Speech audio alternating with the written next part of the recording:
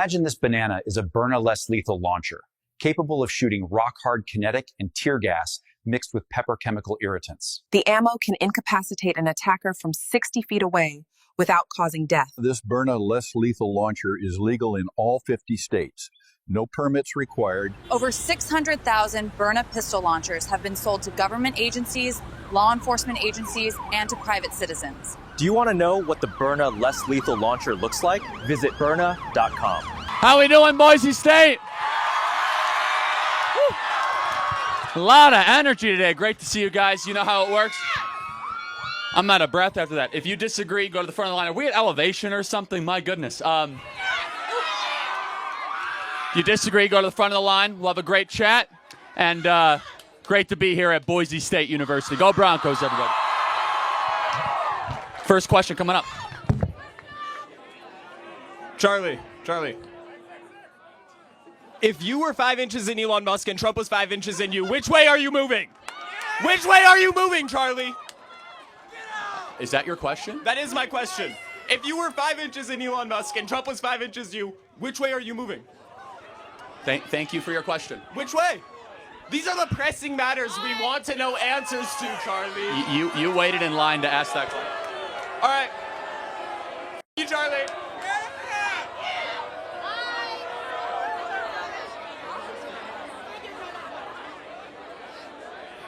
And they wonder why they lost the popular vote in November, right? They have these looking things coming up on skateboards. What is it, Charlie?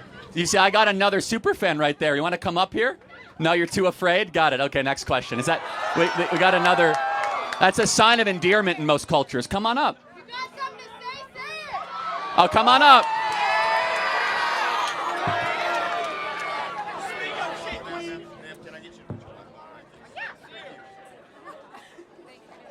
So why do you care so much about other individuals living their lives? What is affecting you? Do you have something up your ass or something? Well, I could throw that right back at you. Why do you care so much about what I have to say? Because you're affecting other people's rights. You're taking away people's choices. You are hurting people. Read the Constitution. What rights am I taking away exactly? You're trying to take away gender-affirming care for individuals. You are affecting abortion rights. You are hurting people. Got it. So what is a woman? What is a woman? It's what people identify as. It's a gender. Sex is different. Sex is different from gender. So can anyone be a woman? Yes. At what point do you know you're looking at a woman? Doesn't matter when you are looking at a woman. You don't have to look at a woman and immediately tell. Can you tell looking at a baby what gender they are without looking at their privates? Tell me that.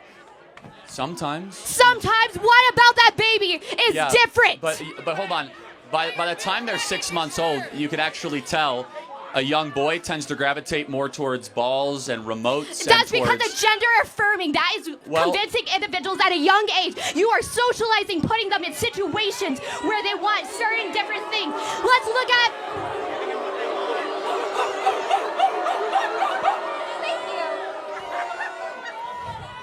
So, let's say you were a little kid and your parents taught you to like pink. Let's actually look back in time. Pink actually used to be a male color instead of blue. In what world? Actually, in the 1920s.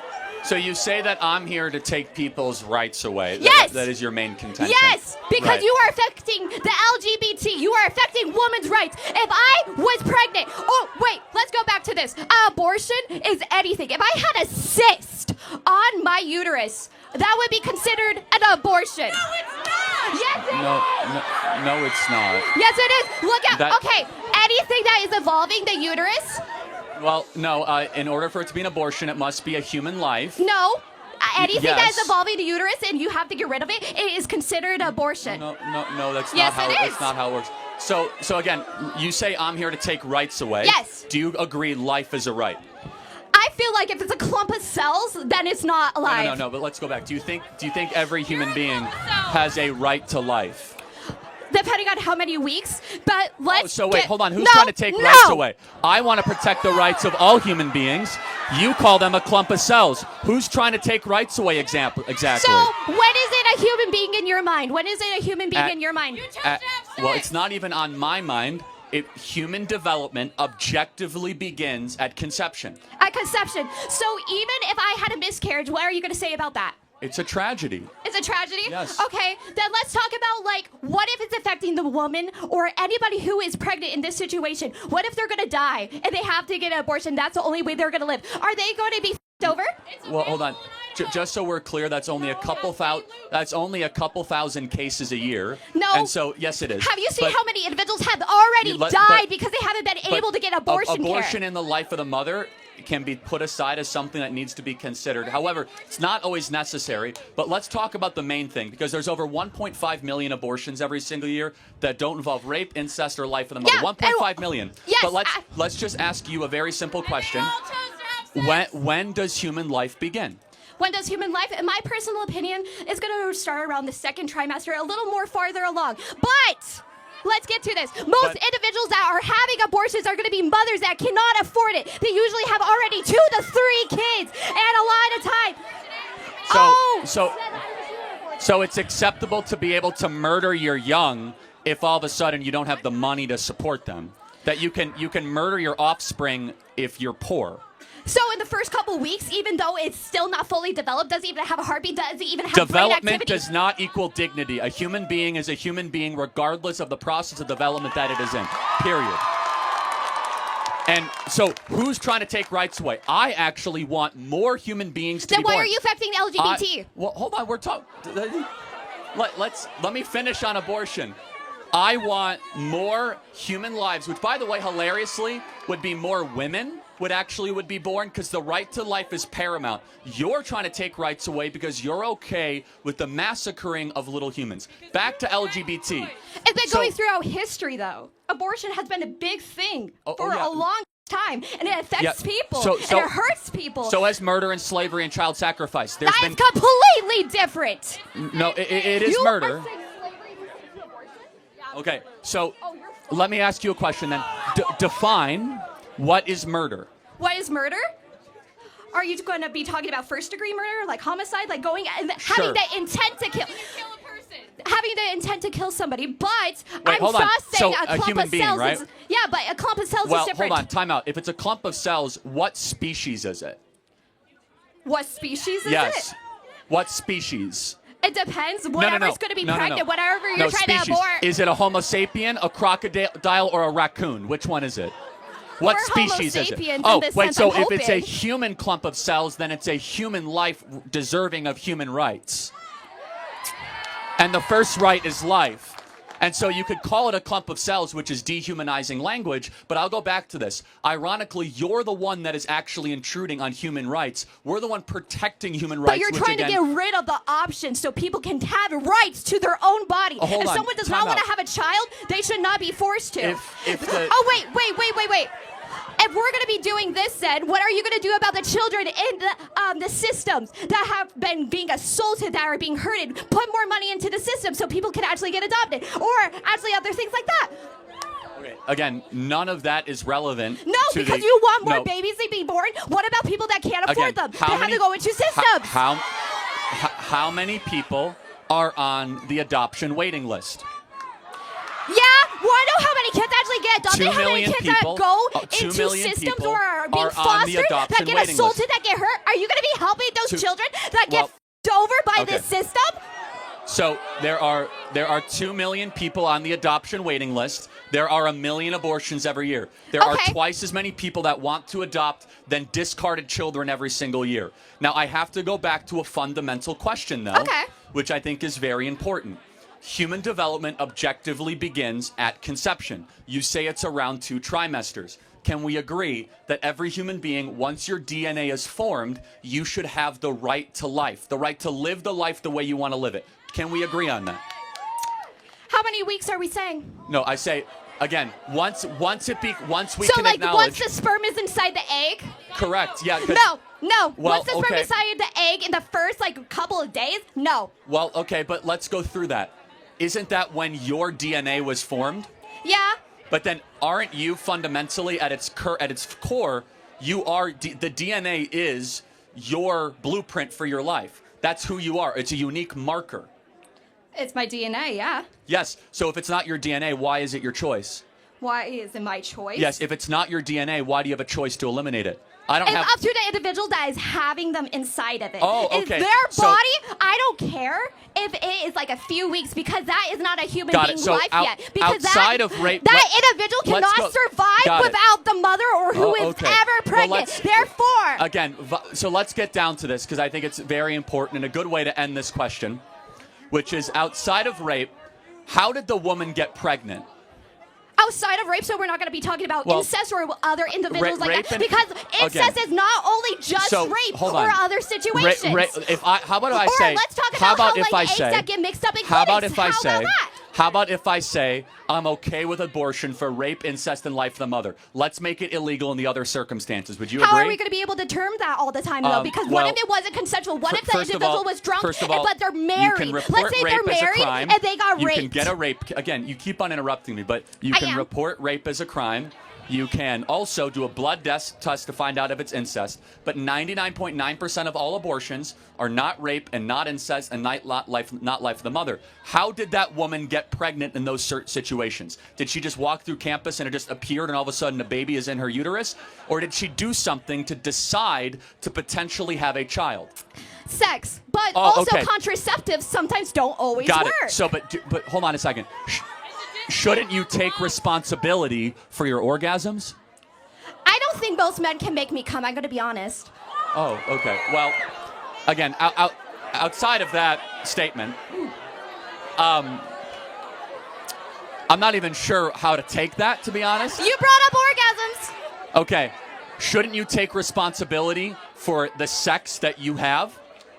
I mean, if I was wanting to have a child and my contraceptives, I didn't use any contraceptives, and I wanted to get pregnant, sure, I'm taking responsibility for that life because I wanted that life. But let's say I was having sex and my contraceptives didn't work, and I got the chance of getting pregnant. I am not having that child.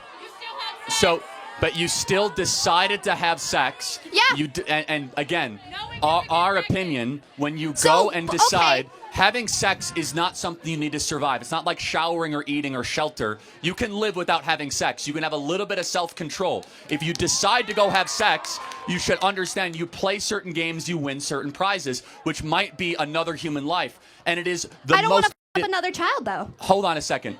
Then don't go have sex. No. Oh, so you understand how narcissistic that is, that I want to keep on having fun, and if I have a human being and oopsie daisy, I'm going to eliminate that other human being because I don't want to have the human being, but I want to keep on having free sex. How is that not the most narcissistic worldview that one can possibly espouse? It's narcissistic that I want to have sex with another consenting individual just because I don't want to have children. I feel like a lot of people in the world have sex. I think a lot of people make money off of having sex, and they don't want to have children. I feel like it is something that everybody do. A lot of people have sex just for pleasure. Just because a lot of people do it does not make it right, number one. Number two, again, fundamentally, your view is I'm going to do whatever I want to do, and I have a question. If it creates another human being, so be it. Sure. Do you have sex just to have a baby every single time then? Or are you doing it for pleasure? I am married and we have 2 kids. So Yeah, we're pretty but good at are it. you So, having? like, I'm assuming that you have had sex more than twice in your life, again, not I'm just not to gonna have the like babies. give you an inside look into my sex life, but But you're doing it for pleasure, not just to have kids. Well, again, we actually always do it with God's trust that if we get kids, it's a blessing, okay? And we do it in the marital context. Again, You also are in a position where you can afford to have children. You well, are in a position again, where you so are not the lower class. How about this? How about we have the maturity and the sophistication? Again, you keep on using words children and baby. Let me ask you a question. When someone is celebrating a pregnancy, do they call it a clump of cells shower or a baby shower? That's also when it's already been past those weeks. Oh, so it magically gets pixie dust. You're a human being now. No, because it develops. Oh, exactly, because it's all around the spectrum of human development, and human development starts at conception. Yeah, is it going to be completely developed at the first week? No. So You're it's not it's completely still- developed right now. A lot of people Yeah, I'm aren't not going to be completely complete. developed. I mean, where you're never going to be but I completely mean that. developed. It's like you are not completely developed at age 30 or 40. The spectrum of human development keeps on going when you go deep and deep into your life. The question is the most important question: when does that journey begin? That journey begin. Like, when did your process of development begin? My process of development? Yes. Yeah. At conception. Every person in this audience, your life started at conception. And your own DNA, from your eye color to your hair color to your height, from your likes and your dislikes, whether you're an introvert, you're an extrovert, all of that was coded into your deoxyribonucleic acid at the moment that you were a zygote. And so that human deserves constitutional and human rights. And again, you came up here with the accusation saying, I am here taking away people's rights. You are. Again, so you are affecting LGBT rights right, and so abortion rights. You are affecting individuals that can't always speak for themselves. Got it. So again, I think we have gone through this plenty of times. I want to get to the next question. Okay. But maybe we can get to some. I'll burn it. You'll burn it. Okay. Maybe we can get to some approximation of an agreement. Can we agree? No. Oh. Can we agree on? I will pray for you this Holy Week. Thank you for your time. Please don't ever pray for me.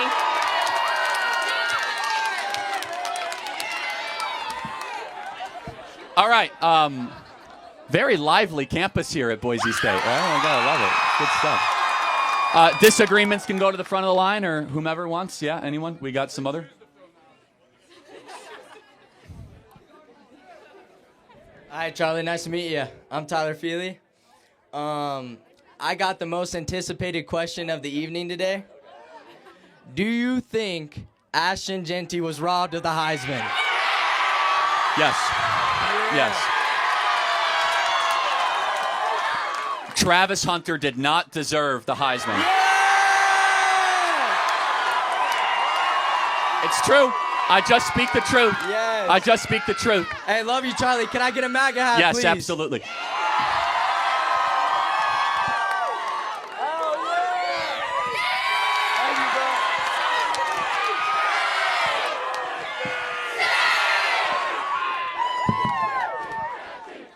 All right, who's up?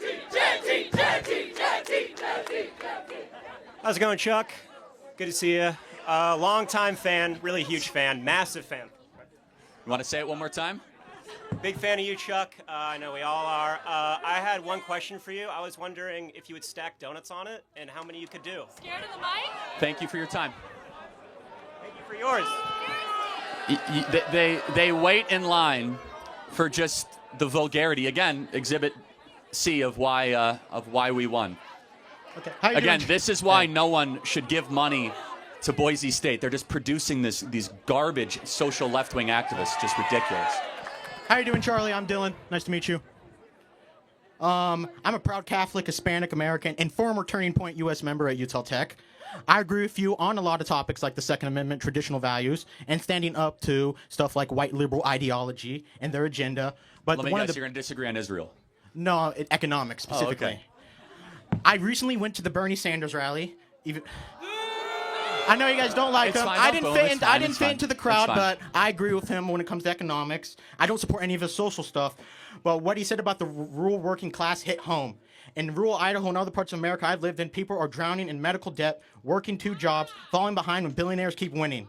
You say universal health care is socialism, but countries like Poland, Hungary, Croatia are socially conservative, pro-family, pro-border, and still manage to support their people with health care and better wages. So how do you defend American economic system that leaves behind working class conservative people for this movement you claim to fight for? Fine. Great question. So in Idaho, would you say that you guys have some native reservations in Idaho, right? Yes. Or would you say that they have great health care? No. They have universal health care. Actually, paid for by the taxpayer. Do you think the VA is a good model for how health care should work?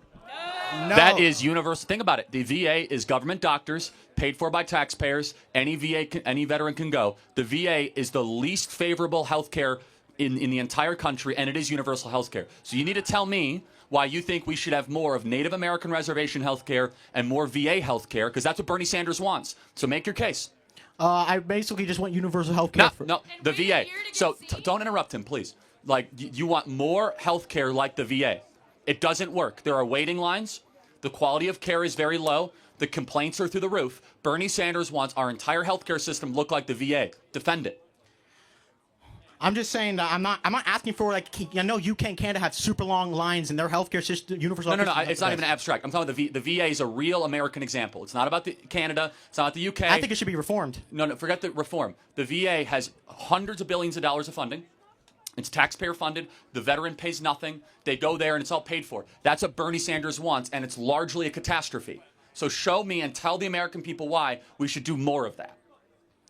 I think we should have a new system, though. Okay, but it's not a new system. Bernie Sanders wants the VA for everybody. I want you to know what you're advocating for when you say that you want Bernie Sanders health care. You want the VA. Okay? Here's what we want. We want, of course, more competition, price vouchers, want the hospital lobby put on defense. But honestly, we want to be able for you guys to choose the doctor of your choosing, to be able to say, you know what? I don't want to have to take 6 vaccines when I walk into this doctor. I want medical freedom. Where in the VA or in a government-run hospital, you must take those vaccines. There are no exceptions. I do believe in some type of privatized healthcare, but well, I think then you don't believe what Bernie believes. The government should support that. Well, hold on. So more affordable people by can afford the government, that. you mean the taxpayer. So yes. Therefore, you mean higher taxes for working people. Because every time socialism is tried, every time it is taxes on more working people. He might say it's more taxes on billionaires. He might say it's more tax on the rich. It's everyday carpenters, welders, police officers, and people that work their hands that end up paying more in taxes. I'm starting to be a CNC manufacturer. Great, so. And Bernie Sanders will raise your taxes. That's the fact. And you know what Donald Trump is fighting for right now? And Bernie Sanders doesn't have the courage to vote for it? No tax on tips. No tax on overtime. So let's talk about you. No tax on overtime. What would that mean for your specific industry? A big, big, big income boost for your family. Massive, in fact. Yet Bernie Sanders won't even vote for the Trump tax bill that will have no tax on overtime. And the no tax on tips does sound good because I do also work as a bartender at a restaurant. So let me ask you a question. Hold on. I got to put you on defense here. Last night at the Bernie Sanders rally, 12,000 people. Did Bernie Sanders say once that we should have no tax on tips? No, I haven't heard that. Well, because he doesn't care for the working man. He cares about hating the rich. It's not about helping the poor. It's about smashing successful people, which is against everything we as Americans stand for. It is about, we're going to fight the oligarchy by 2 people that have never built a business or signed the front of a paycheck in their entire life, AOC and Bernie Sanders. It's so easy to say, we're going to tax the rich. We're going to hate the rich person. Yet who are the people that have the businesses, deploy the capital? Both can be equally true. Where the middle class grows and we respect capital flows. But what Bernie Sanders wants and what he exhibits is a philosophy built on greed and envy and forced wealth redistribution. Yep, and the last question I was asked about is abortion. I have my own unique stance on it. I personally think only biological women should vote on abortion ballots. Yes! Biological women. Yeah, we would still get crushed, but no, I don't think that's a good idea. But if they majority vote for a complete, total abortion ban, even if it's against rape, incest, or life of the mother, I would allow that. I'll be fine with that. Okay, I disagree. I mean, first of all, the baby is half the man's as well. Let's remember that fathers have rights that are forgotten in the abortion argument. Secondly, it's a public policy debate. But us getting involved makes us look like we are the stuff that they say about toxic masculinity. Who that cares gives them how excuses it looks? to make us look like that. Who cares how it looks? We care about how things are and how it is.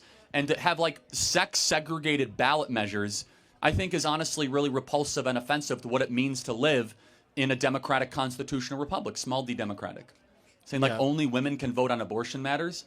That's like saying only men can vote on whether or not we should bring back the male-only draft. No, that doesn't make any sense. Okay. Yeah, but that's just how I feel as someone who has abortion. And I'm pro-life and a Catholic. Okay, but that's just how I feel. But I want you, and you came here in good faith, I want you to understand and study deeper how sinister Bernie Sanders' economic philosophy is. He panders to people that quite honestly are suffering economically and promises them free stuff and that we're going to take away all the wealth from the rich people. It's not that simple and it's not that easy. And every time his philosophy is tried, it results in the degradation of a society, the downfall of innovation, the entrance into the second and the third world, and sometimes even outright murder in concentration camps and over 100 million people dead. Again, I have to get back to this. Who would you rather trust to design a prosperous economy? How do you know Donald Trump and Elon Musk are not just keeping money for themselves? They're hold both on. billionaires too. But I'm just saying. See, but hold on. Let me ask you a very blunt question. Have you ever met a billionaire? No, I haven't. haven't. Hold on. How do you know how they think then? No, you've never met a billionaire. How do you know what they do? Bro, you don't. There's a history of Donald Trump hold being on, no, a forgot the businessman, history. man. He wants to run hold this on, this is country an like a important thing. business. It's easy to hate that which you don't know. It's easy to crap on those that you actually not talk to.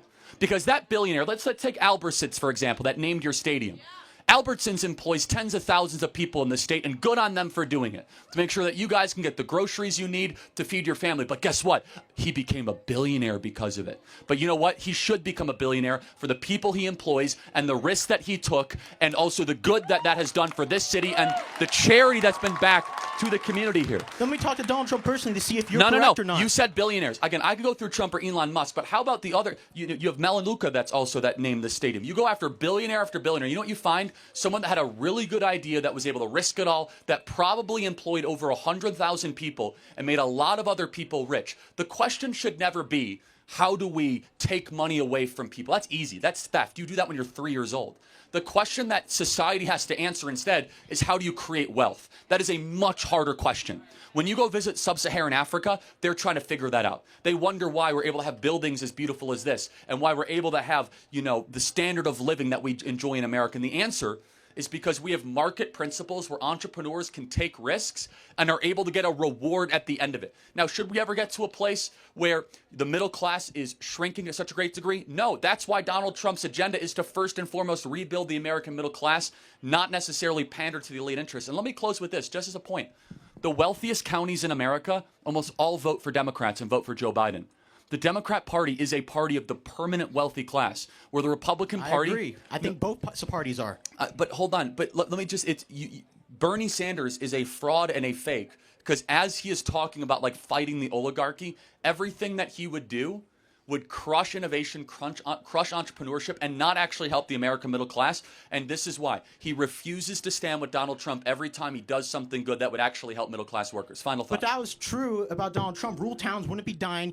Donald Trump gave cack cuts to corporations that hired Goldman Sachs elites and didn't touch the wage system. The working class got slogans and sweets, while the billionaires he called out got richer. That's not draining the swamp. That's filling it. When Trump was there for 4 years, rural America actually saw more wage gains than urban America. For 4 years. From Obama's economy. Hold on. That's rubbish, man. And next president inherits the economy based on what president? First of all, that's just such an oversimplification, sloppy, and shallow analysis of how economics works. But most importantly, and I think you can acknowledge this, is that Donald Trump, what he did in the first term, we saw a blue-collar miracle, a blue-collar boom. The people that worked in manufacture saw their wages actually go up higher than the top 1%. And that is why blue-collar workers voted for Donald Trump so significantly this last election. That's why Trump is doing tariffs on China. Again, no tax on tips, no tax on overtime. And finally, you guys know that gas... Democrats are super socially progressive and don't relate to the working class anymore. Gas prices, Trump won. Gas prices are going down dramatically, and you guys are going to see... It's still $3.10. I thought it would be $2 by now. Again, it depends on where you are in the country, but as far as West Texas oil crude, it was at $75 a barrel almost a week and a half ago. Now it's near $55 a barrel. I'm not sure where it is today. But let me just kind of close with this.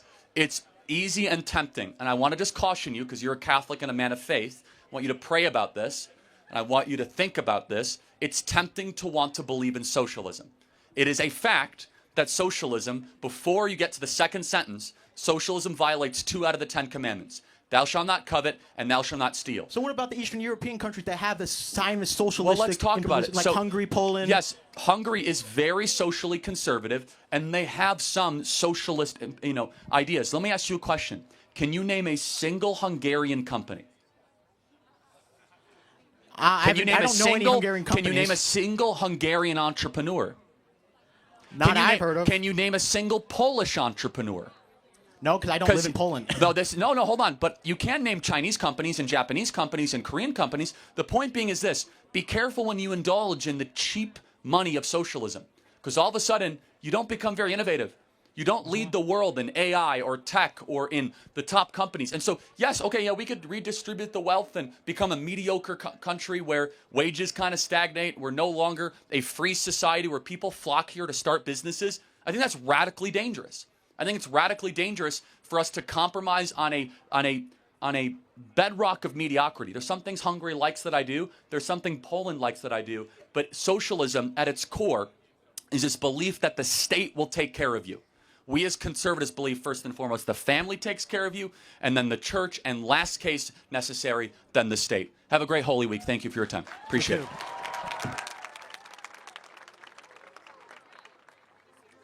Hi, Charlie and How are you? Aiden. Just want to start by prefacing a couple things, and sorry about those first couple people, especially the second one. That's absurd. You don't have to apologize to me, but yeah. Well, I don't want that to be how we represent Boise State, because that's not how I feel like we represent Boise State. So, and then just a couple other things. I'm just kind of getting into politics, but I do have a disagreeing point, and I wonder if you can fill me in on some things. So, as you know, we get a lot of our imports from Canada, like semiconductors, microchips, oil, Mexico, fruits and vegetables, and, pharmaceuticals from China and Avocados India. from Mexico. Avocados. There you go.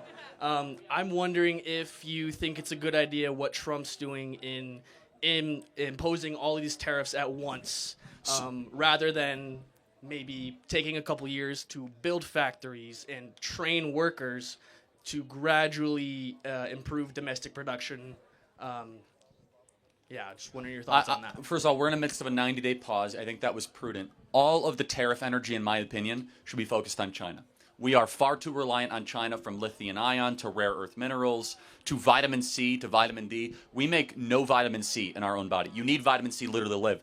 China has cornered the ascorbic acid market, which is vitamin C.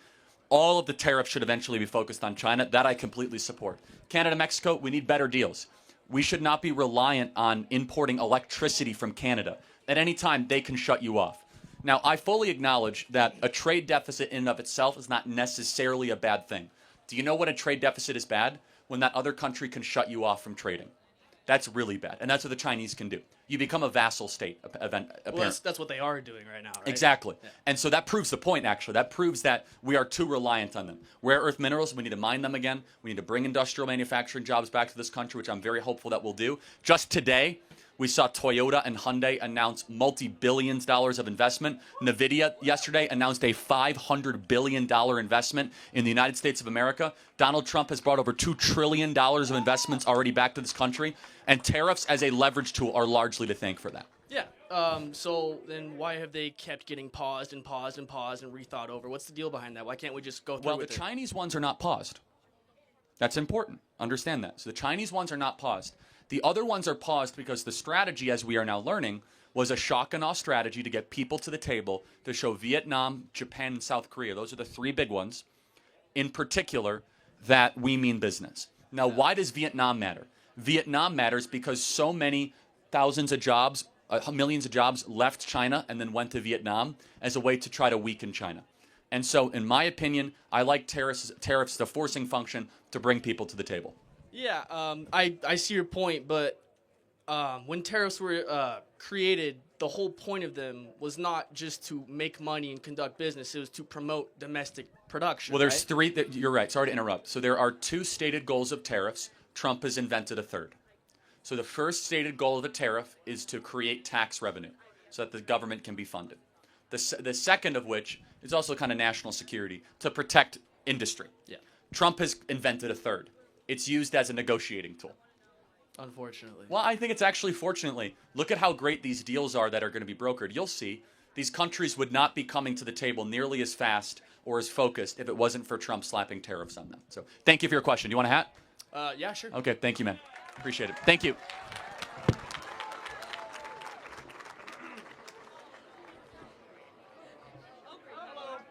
Hi. All right, no problem. Hello, Charlie. I am Miles Humphreys from Venice Beach, California. Yes, I am Satan incarnate of Idaho. But personally, for me, I don't really identify based on state lines. I identify myself as an American. And that shows just how, personally for me, how we are very inclusive in nature, based beyond dividing lines of states, but rather the dividing lines of a nation. I believe in strong borders. I believe in borders and the natural right of their such. Tribes have established it in the nature of social organization. But I personally believe that due to Trump's policies and due to his language and the character that he has personified, it is making America look indifferent to the rest of the world, to go against the American values of treating everybody neighborly and equally based on the Christian values that we were founded by.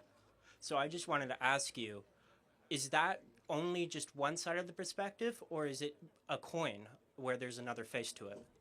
Okay, so you say neighborly. Let me ask you a question. Okay. Has Mexico / the drug cartels, have they been neighborly to us? No, they have not. Yeah, and so when you have 100,000 people dying of drug overdoses in your country, a lot in Idaho, by the way, a lot of drug overdoses in Idaho, way too many. I think that calling them out for what they are as a foreign terrorist organization is appropriate. Okay. All right. So, but to me, calling them out as a foreign terrorist organization, is that just the whole of Mexico, or is it just the individual of those participating in those you got to use activities? You have to use examples of what you are criticizing Trump of, but Okay. All right. Personally, for me, I am criticizing his policies with tariffs. I believe it is important to bring back the economic capabilities of the United States and bringing back manufacturing. But I believe that due to his very blunt mafia tactics of just come to the table immediately, that it creates an unfair persona of American diplomacy. got it. Okay, so what persona? Let me ask you a question. I think I have a good question for you. Okay. Were you more comfortable with Joe Biden's persona? No, I was not. How about Obama's? Obama, I don't know the man. I was too young. What persona are you comfortable with the president having? Personally, for me, I just feel that a cult of personality is what a president needs, and definitely Trump has that. But it rubs people off the wrong way about the personality that he possesses of being a strong man, something like Theodore Roosevelt and sorts. So yeah, I won't say we have disagreement. Let me just tell you my opinion, then we'll get to the next question. Okay. I think it's time that we actually have a strong man as Okay. an American president, All not right. whatever Joe Biden was. And we need someone that acts with energy and spirit and vitality. I mean, we had Joe Biden that wasn't even a functioning human being the last 2 years as president. Correct. And I think a president that is willing to push the boundaries for the United States of America is exactly what we voted for in major numbers in November. Okay. Thank you for your time. Appreciate it. Thank you. Okay, disagreements, guys. Yeah.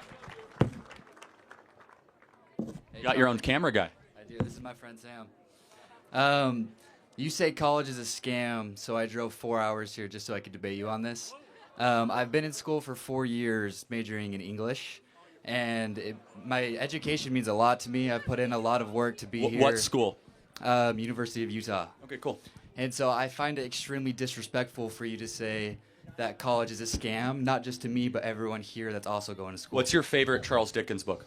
That was like Push For, like I Come For, like that's like all around there. No, tell me which one? The sixth one. I can't hear what you're saying. Just like the one like with Bushmere. Oh, okay. Yeah. So, how about your favorite Jane Austen novel? Oh, I don't know who that is. Jane Austen? You're an English major. Yeah. Well, it's like I Come For, so it's like with my what's dad's your tuition. favorite? I'm gonna give you another chance. Okay. What's your favorite Jane Austen novel? Harry Potter. You've been there for 4 years? 4.5. Well, I have one more question. You are proving that college is indeed a scam. Okay. Well, my dad paid a lot of money so I could go to college, and I just think what qualifies you to say that college is a scam? Just to get views on TikTok. You almost had me for a while, but no, obviously you're being a troll, and that's fine. Yeah, look, college is a scam. Half the people in this audience, if they get a job, they'll get a job that doesn't require a college degree. For half the people in this audience, going to college is completely unnecessary. The vast majority of the jobs that you're going to enter into are going to be replaced by robotics or AI, unfortunately, in the next 5 years. And so you go to college a lot of the time to study things that don't matter, to find jobs that don't exist. Do you find it's like push that is like come for like with Pushmere? I can't. To Pushmere. Yeah, not sure what you're saying. Is that come for like switch like for like with the education system? Yes. Why? Because again, I can't tell if you're being a comedian or not, so I'm trying to sense. But if you are actually I'm serious. So you are an English major. You don't know who Jane Austen is. Correct. Yeah, exactly. I mean, like she's one of the most important writers in the history of Western civilization, and like without a doubt. Just because I go to school doesn't mean like you're getting an English degree. If you're that is like push like what is like somewhere right here. No, if you're getting, I can't. All right. Thank you for your time. Sorry, I'm just mumbling. Yeah, I know. Will you sign my shirt? I'm good. Thank you, man. All right. Charlie. Thank you for being here. Hey Hey, Charlie. Okay, I have a real quick question. Just a little bit of preface. I'm going to get straight to the point, but I need to start with the first question. You love the Bible, correct? It's the Word of God. Exactly. Okay, perfect. Perfect. Yes, exactly. So I'm just here not necessarily to debate, but more to understand your line of reasoning. I want to understand how when you practice and preach religious governance and issues like that, as with your abortion and status on gay marriage, why don't you also support things like free lunches for kids? The Bible over 2,000 times mentions it, helping the needy at every instance, and that if you don't help the needy, you are not doing the word of God and he will not help you. Yeah, great. Did I mention the Bible once in my abortion argument earlier? Okay, I don't know. I'm just thinking No, you didn't. I just want to be clear, though. But I'm just thinking of what I've heard before. Sorry. No, but I do believe it's the Word of God. Of course we should help the needy. Can you show me a specific verse where it says make sure you pay a bunch of money to the government in taxes to help the needy? I would say specifically that I think as Christians, it should be the number one priority to find a system that works to make sure that every single person is fed. And I think it truly, if we're looking at the Word of God, you have to look at the fact that you should go through every cost yourself. As the Bible specifically says, I can pull up a verse on my phone right now that says specifically in the Bible that you should feed the needy at the cost to yourself. You should help those in needy at cost to yourself. If it's a couple pennies out of my tax dollars to feed those don't have food, I think that's a Christian obligation of the government to fulfill. But no, that again, it's never biblically obligated to use the state to do that. Okay, the church should do that. Okay, perfect. And that's so I personally give a fair amount of my tithes and my donations to local churches to help do these things, and I hope everybody else does that as well. Okay. And in fact, I believe you. To the meat of my question, if I could get more to the meat of the question, then. So why do you think there should be some policies that should be governed at the state level, but then not other policies when it's sort of governed like this, when it's specifically over 2,000 times in the Bible? Right. So we go back to the Constitution because that's our core governance. So if it's in the Constitution, it should be there, such as border security, national security, printing of money, the Treasury, enforcing of interstate commerce, Department of Justice, those tariffs, collecting of duties. However, the government providing food to its citizenry is not in the Constitution, and it should be a last gap effort. And I suppose the question is, I don't know if you're a Christian or not, and if you are, wouldn't you say it's better for churches to feed people than the government to feed people? Yeah, okay, so I am a Christian, and I do think that by any means necessary, the number one priority of every single citizen in society under Christian values, as you like to preach, should be to help their fellow man, to help them feed, help them get clothes, and help the needy. And I think that out here preaching, if you think that the government is a means of, at the end of the day, it's inevitable, the government is inevitable. And I think that we have to have that means that has such a mass scale of outreach to help feed people and to help give them their needs. I think that churches, they lack a lot of central organization that the government has to help reach out with them to help feed them. Let me ask you a hypothetical. If all the money we spend on the government to feed people went away, do you think the church would step up and make sure there's not a single hungry person in America? I think that they would try, but again, I think that the government is a unique position that as Christians we should be using to fulfill the will of God. How is the government in a better position than the church? Build that out for me. Are there more churches or more government buildings in America? Yeah, so let me actually get to that. Can the church make laws? Well, no, but the church can collect money and actually deploy it much more effectively than the federal government can. In fact, okay, perfect. A question then. I got on taxes. I would love if my tax dollars went to helping people who needed food. That's my argument here. Well, I think it does. Over $1 trillion a year goes to food stamps and SNAP and Medicaid. Perfect. So, and I'm glad with that. But actually, it doesn't help them nearly as much as you think. Let me tell you why. Because then we subsidize bad eating habits of the poor, so that the working poor is very obese, so they go buy Coca-Cola, Pepsi, and Frito-Lays. And the church is not involved, where the church would then say, hey, instead of going to the local grocery store with a bunch of food stamps and SNAP benefits, why don't you come by our church and we'll feed all of you and a much more healthy meal made by our own members, and then you can hear the gospel afterwards. That's the church in practice. What the government does, and I want you to respond, what the government does is it creates distance, and it creates separation, and it creates murkiness between the person issuing the help and the person receiving the help. What private charity and philanthropy does, as the church designed it, is it's much more relational. So there's a single mom coming into the church saying, I can't feed my kids, I need help. I would believe that every church in America would not say, sorry, we're closed here. They would say, here's our food bank. Here's how we can help you. We will cook you a meal. We will give you what you want. Where the faceless government, we've seen this in Europe, and I don't mean to go on too long about this. In Europe, the state is huge, the government is huge, and the church is small. The church does not do charity. It does not do food banks. It does very little of that because the government takes care of it. I actually think that's deeply unhealthy. I want a small government and a big church, where Europe has a big government and a small church. Okay, I have a few key arguments against that. Just one quickly, I think that people, despite like their monetary status and like where they stand in society, like monetarily, I think that they should be able to choose what food they get to some extent at the grocery store. But also too, on that, like unhealthy food is substantially cheaper than good food, so that's also kind of that situation that Not you're as much pointing as out. you think, but yeah. But it is cheaper at the end of the day. If they're pinching pennies, then ultimately they're going to weigh a cost of 50 we do cents not. less. Just I have to interrupt you. Just so we're clear, we do not have a starvation crisis in America. I would say that I think that we there have an are a lot of obesity problem. issues with it. I think that the thing is we don't have necessarily starvation crisis, but we have a mismanagement of resources to the point where kids are going hungry. I'm not sure the exact rate, but they are going hungry. 10% of kids claim food insecurity.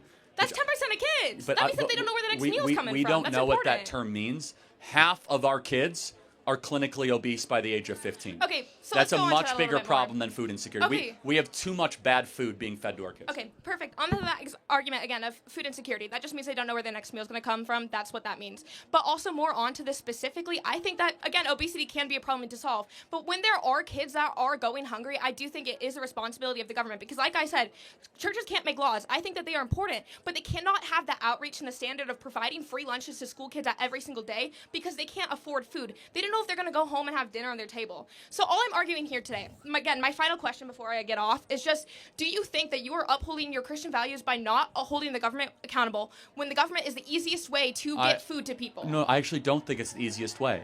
I think that private charity, individuals helping individuals, is the best way to offer help. But is that working enough right now, or should we have a system to give free lunches to kids? We do. That problem is you're actually living in the big government era, and it's not working. We spend hundreds of billions of dollars on your desired objective. We have food stamps. We have school-supported lunches. We have how widespread are those school-supported very, lunches? Incredibly. Can you give me the statistics? Because Yes. because I know that growing up in the state of Idaho, I never once had a free school lunch unless neither did anybody I know unless it was during COVID. I will say something COVID. controversial, and I actually don't think it's the role of the state to feed a kid at school. It's the role of the parents to feed those kids. Okay. And you might say, oh, if the parents don't have money, the parents I think have to get more and more involved to taking care of your kids. And the more the state grows into that realm, the smaller it actually makes the American family. Final point. Okay, one quick follow-up on that. I think that specifically, parents are often struggling. They often give up their own meals to give to their kids. But hang on, let's move up to this. That's a beautiful thing. It is. Okay, exactly. Now let's move, but they shouldn't have to. They should also be able to get food themselves. I think that the key argument here is that they need to be able, because the government has so many resources to provide food for people, and I think that if you are up here and that your religious values, I know that you're against gay marriage, and often that's by your religious values. So I would say that specifically when we look towards issues like that, if we're going to have some religious governance, you have to do what the Bible says over 2,000 times and provide food to the needy and help heal the needy. Yes, and we do. And what I'm saying, though, is that it has been proven to really not work very well. The best way to help the needy... Then do you not think it's the Christian duty then to find everything we absolutely can do to help them? Yes, and we know how to do it, and that is the local church helping them. Okay, perfect. So then do you think that also then comes from government ordinances and government support and tax cuts for the churches? First of all, churches don't pay taxes. Well, that's what I meant. Like, no longer adding taxes, because I've seen those things that people want to add taxes to churches. We shouldn't. No, they're tax-exempt organizations. But again, our view as Christians and conservatives is the government doesn't do it well. The government operates by force. And the local Christian nonprofit, the local Christian church, or whatever, it does a much better job of delivering help to those in need than a big government. Thank you for your time, though. Appreciate it. You are contradicting yourself currently right there, because the government, if it's one religious way, you have to have all religious governance. But it doesn't mean the state has to do it. Thank you. I think it's the best means to make sure that everybody has food. They're welcome to come up if they want. Yeah, come on up. Come on up. Howdy, am I good here? Cool. Yeah, thanks for coming out. I'm really nervous, so sorry if I stutter at all. Yeah, thanks for coming out. My question is about the events surrounding the first impeachment trial of Donald Trump. I think the thing that makes America really special is, the phone call, events surrounding that, yeah. I think the thing that makes America really special is that we were founded on liberal democratic values and that we have a model for liberal democracy better than any other country in the world. I didn't vote for Donald Trump in 2024 because I think he has a fundamental disrespect for liberal democratic values, and I think that was reflected really well in the Trump-Ukraine scandal in 2019. Would you be willing to talk about that? Yeah, briefly, people don't even remember that impeachment. I mean, there's usually much more pressing matters than the 2019 impeachment hoax. But yeah, I mean, well, first of all, I don't want to spend too much time on this, but America was actually not founded on liberal democratic values, so we can debate that. It was actually far more of a small c conservative classical view of government. Just to clarify, I don't mean liberal as in like the liberals. No, I understand. You mean enlightenment, you mean reason. I got it. Yeah. It's actually, it's a blend. There's some elements of that. There's also some more elements of small c conservative classical doctrine in there. But we could put that aside. Yeah, I mean, but separation fine. of Why don't powers, you, right? as quickly as you can? I know you said you're nervous. It's fine. Yeah. State your case of what you think. Why you think Trump's 2019 phone call was a disqualifier. So I think not just the phone call, but the events surrounding the phone call. That he suspended congressionally approved aid in an attempt to coerce a foreign government to investigate a political opponent and the DNC servers. I thought that was contemptible. I also thought that the cover-up afterwards was really bad, and then I thought the refusal to comply with House Judiciary Committee subpoenas was really condemnable. I think all of those things reflect bad on our democracy. Okay, well, we're not a democracy, we're a republic, but it's fine. Reflects poorly on our constitutional republic. That's the reason you didn't vote for Trump? I mean, like, that's... Yeah. Okay, I mean, was he... one of the Was he reasons, convicted of the impeachment? No. So he was acquitted? Yeah. I mean, the Government Accountability Office found that what he did was illegal, right? Freezing funds. Again, presidents freeze funds all the time. Well, under that statute, when Joe Biden was vice president, he was on camera saying that we're going to freeze Ukrainian funds unless you approve a very specific energy project that Hunter Biden was on the board of. Okay, I'm gonna just respectfully. I don't mean this in a rude way, but I don't want to really get into a whataboutism. What you're saying about Joe Biden? But it's the standard of whether we hold leaders accountable. No, you're completely right. You're completely right, and that's a huge discussion to have. It's an important discussion to have. I specifically want to get your thoughts on this impeachment trial. I completely disagree. It was it's very, admittedly, like, I'm dusty on this topic because it's from 2019 and that's 6 years ago. From what I remember, it was a singular phone call that Trump had with Zelensky that was probably illegally listened to by Eric Cimarella, the whistleblower from the intelligence community, that then probably illegally leaked it to the House Democrats. And the contention was that Trump was holding up aid for political purposes. Yeah, I see no such evidence of that whatsoever. Trump actually gave a lot of aid to Ukraine back in 2019. Right. Again, and let's just make this the final point because the audience isn't tracking with this. Okay, could I just make one more point? Yes. Is that Mick Mulvaney actually said explicitly that the reason Trump instructed him to block the aid to Ukraine was so that they would investigate the DNC server conspiracy and Hunter Biden's business dealings in Ukraine. Okay, I'll have to go back into my memory more to think about that. All right, thank you so much. Thank you for your time. I exit this way? Whichever other way. Okay, gotcha. Thank you for the respect. Thank you. Hey, is my voice well on the mic? Oh. All right. So before I ask my question, I want to say that it's disrespectful for you to come on our campus and say we shouldn't get any money. After those two guys, it was. Well, hold on. I mean, I didn't. I'm a student. I said that donors shouldn't give money to the school. How that's disrespectful? Like if you're coming on our campus, I think it is disrespectful. I mean, the first two questions I get are people that come with a awful image, making fun of me. Someone that is screaming and yelling and doing swear words. Like, that's a bad first example of what your campus is producing, right? Yeah. So maybe they're the ones disrespectful, not me. Thank you for your time. We got to the next question. Thank you.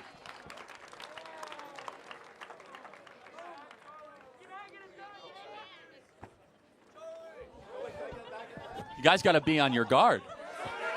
You guys have been getting a little sleep.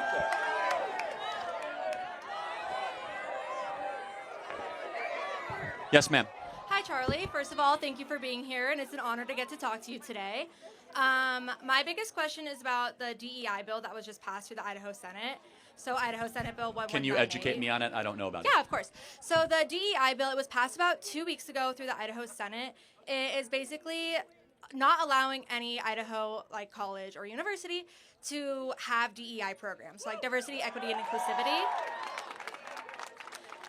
My main question for you today is how does that affect, what is the reason for doing that for, non-minorities? So, why is it even, a thing, basically?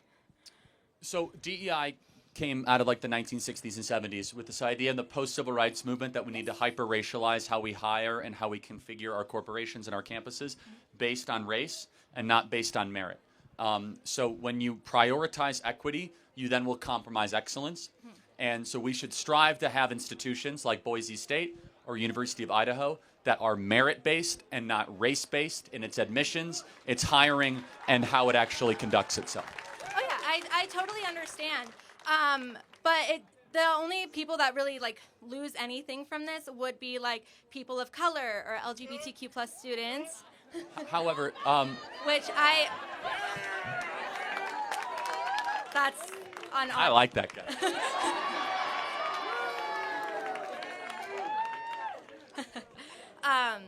But like how I obviously understand merit, but and I obviously can even understand like defunding these programs. But what is the point of getting rid of them altogether? Well, because they exist to actually elevate unqualified people that might be of that skin color persuasion into certain positions. And so we should not, you are right, it might hurt certain people of color that were hired for reasons that they shouldn't have been. And so, however, a very qualified black individual or a very qualified Hispanic should not be faced by DEI because they will be able to be judged on what Martin Luther King said we should be, the content of one's character, not the color of your skin. Yeah, I can totally understand that for sure. You got to go all the way around. All right. Thank you for your time. Appreciate it. Thank you. All right. Any disagreements, guys? Come to the front. Boomer Sooner, you got here. What? Yeah. That's good? You got to show us your hands, though. Okay, yeah. Sorry, we have had weird people, as you can imagine. Of course, yeah. Get a couple death threats, so yeah. My name is Dre. Nice to finally see you after seeing you countless times on my TikTok. Basically, you were talking about abortion and the rights of life earlier with this one girl. And basically, why would it be such a problem to change? Why would it be such a problem to change the right to life after birth? Sorry, I was interrupted slightly. Yeah, Can you yeah, repeat that, though? Yeah, just go ahead. What? No need to touch the mic. Just repeat the question, yeah. Why would it be such a problem to change the right to life after birth? What do you mean by that? Well, like, because if you're saying if right to life is before birth, then why can't we change it right to life after birth? It would cause all the problems of legalization of abortion and the arguments between them, and then also it plays into many factors. I'm not tracking. Can you? Yeah, so change the right to life till after birth? Yeah. That's our current laws right now. Then why would it be a right to life for an abortion? How could you make an argument against that if it's after birth? No one's contesting that. Yeah. Our perspective is that it's a human being all the way through the cycle of development. Is a human being all the way through the cycle? But you said right to life after birth. Like after birth. So why would it be murder? You're a human being before and after birth. That's our contention. What? That doesn't make... Well, right after. Well, you're a human being regardless if you're born or not. If you are in utero at 2 months, you are still a human being. Okay. And then also I think that legalization of abortion would be like highly beneficial because you can think about the cost of raising a child, bringing that child throughout, adoption, all of that like that. And then... Hold on, guys. And then, however, the cost of abortion would be a lot less. And then even in this crowd, there are people like before where they're saying like hypocritical comments about keep it in your pants, do all that. Which you should, yeah. Yeah. Still, yeah, like you should. But like you can't control, just like you said, it's nature. You can't control millions of people who have lived like 50 years of life who are voting on these topics highly hypocritically.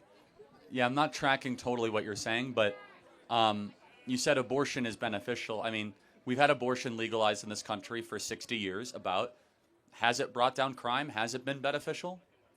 I mean, if you're comparing it to the cost of raising a kid and seeing people that are lives that... I mean, I got to be blunt, man. What you're saying is it's okay to murder a human being just because you might save some money. That is the argument you're making. Well, I've also said that right to life after birth, like people are okay to make their own choices. But like, you aren't I'm not tracking what you mean by right to life after birth. I have no idea what you're talking about.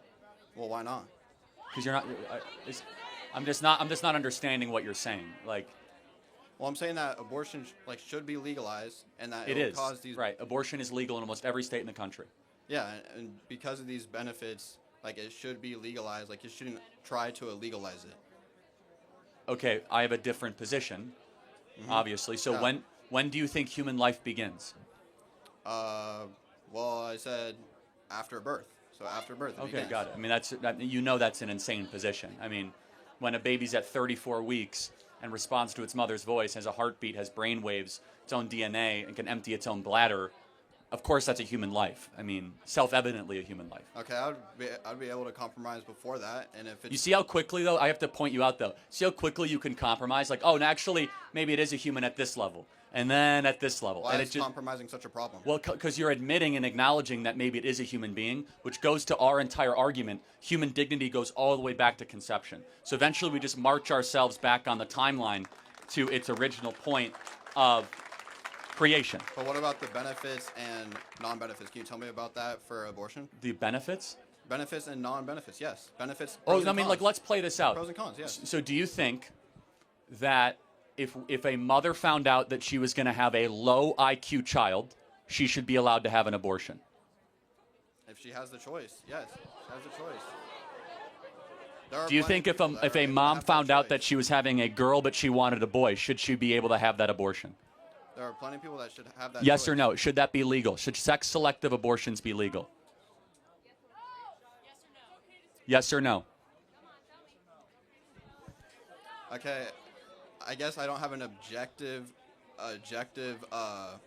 position on abortion, but you can't, like, if people can just lie to make up reasons anyways.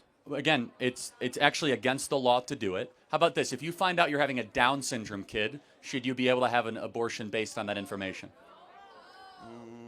I guess not, but that's not really against, like, the topic. Your answer just changed from yes for low IQ, but not okay for Down syndrome. That's weird. Why did it change? Okay, then I can just take it back, but, like, still, like, that's, like, not... Again, I'm going to get to the next question. It's respectful. You haven't thought very deeply about But this. that's not the point of the topic. I was asking about the pros and cons, and you asked There me are if no there's a pro. low IQ. Okay, what I'm getting at, though, there are no pros to mass murder, okay? Why are there no pros to abortion? Because it's mass murder. It's like, were there pros to the Holocaust? But the Holocaust and abortion is not even close to You're the right. same thing. Abortion's been much worse in this country. A lot more babies died than died in the Holocaust. You're right. Yeah, but there are also instances in life where How are they different? different? No, like, let's walk through it. How are they categorically different? Are they both human beings? Do they both have futures? Were they both made in the image of God? Do they all have souls? How are they different? But how is the Holocaust and abortions different? No, yeah, tell me. Were they both human? Were all the people that died in the abortion and Holocaust human beings? Did they both have futures that were deprived? Were they both made in the image of God? And did they both have souls? How are they different? I guess if you put it like that, but that's just highly subjective. No, it's not. It's objective. Okay, you have a lot more thinking to do. Thank you for your time.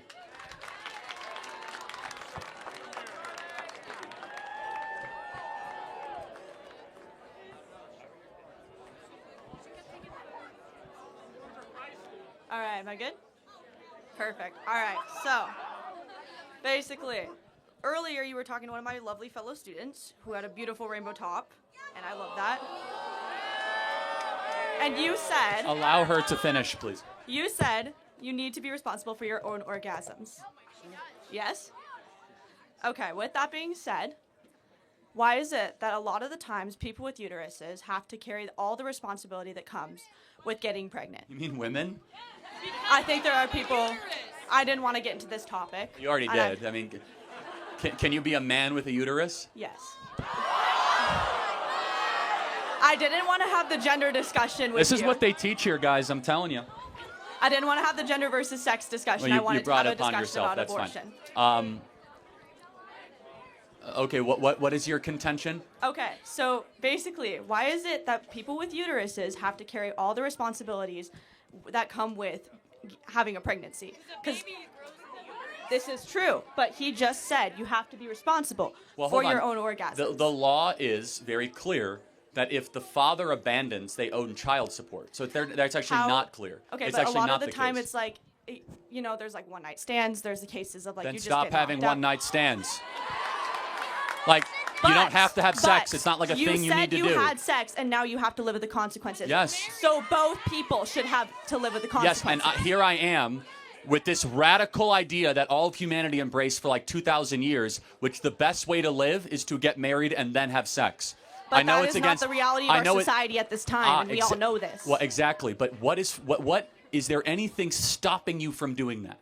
No. Self-control is a virtue that every kid should re-embrace. Still happens outside of marriages. Yes. And you are saying that because you have to be responsible for your own orgasms, does that not mean that a male or the person who contributes the sperm, okay, a biological male, contributes the sperm? So we're no longer. No, she said male, but then she said now we're just sperm donors. That's what we are now. I'm just saying. Do you see how like the trans thing, just like you don't never know what to say. It's just so comical, but yeah. So the person who is a biological male and contributes to that pregnancy, they don't have to live with those responsibilities just because they are not married. But that's not fair. Yeah, that's nature. But that's not fair, and you just said that you should be responsible for your own orgasms. Okay, yeah, a lot in life is not fair. Women have to menstruate. I don't. Not fair. Okay? Also, there's things that men have to go through that women don't have to go through. I'm saying that males should have to contribute just as much to a female's pregnancy if she is going to carry said thing. Fair. Let me hold you to that standard then. Time out. Therefore, if a woman is going to have an abortion, is it 50% the man's decision? If we hold males to this responsibility, I believe that they should, at least be able to, have a say. But that is my personal opinion. Or 20%? In the end, it is a female's body, and they have the right to decide what they do with their body. Okay, but to just to play that out, if the baby is a baby girl in there, doesn't that baby girl also have a right to decide to her own body?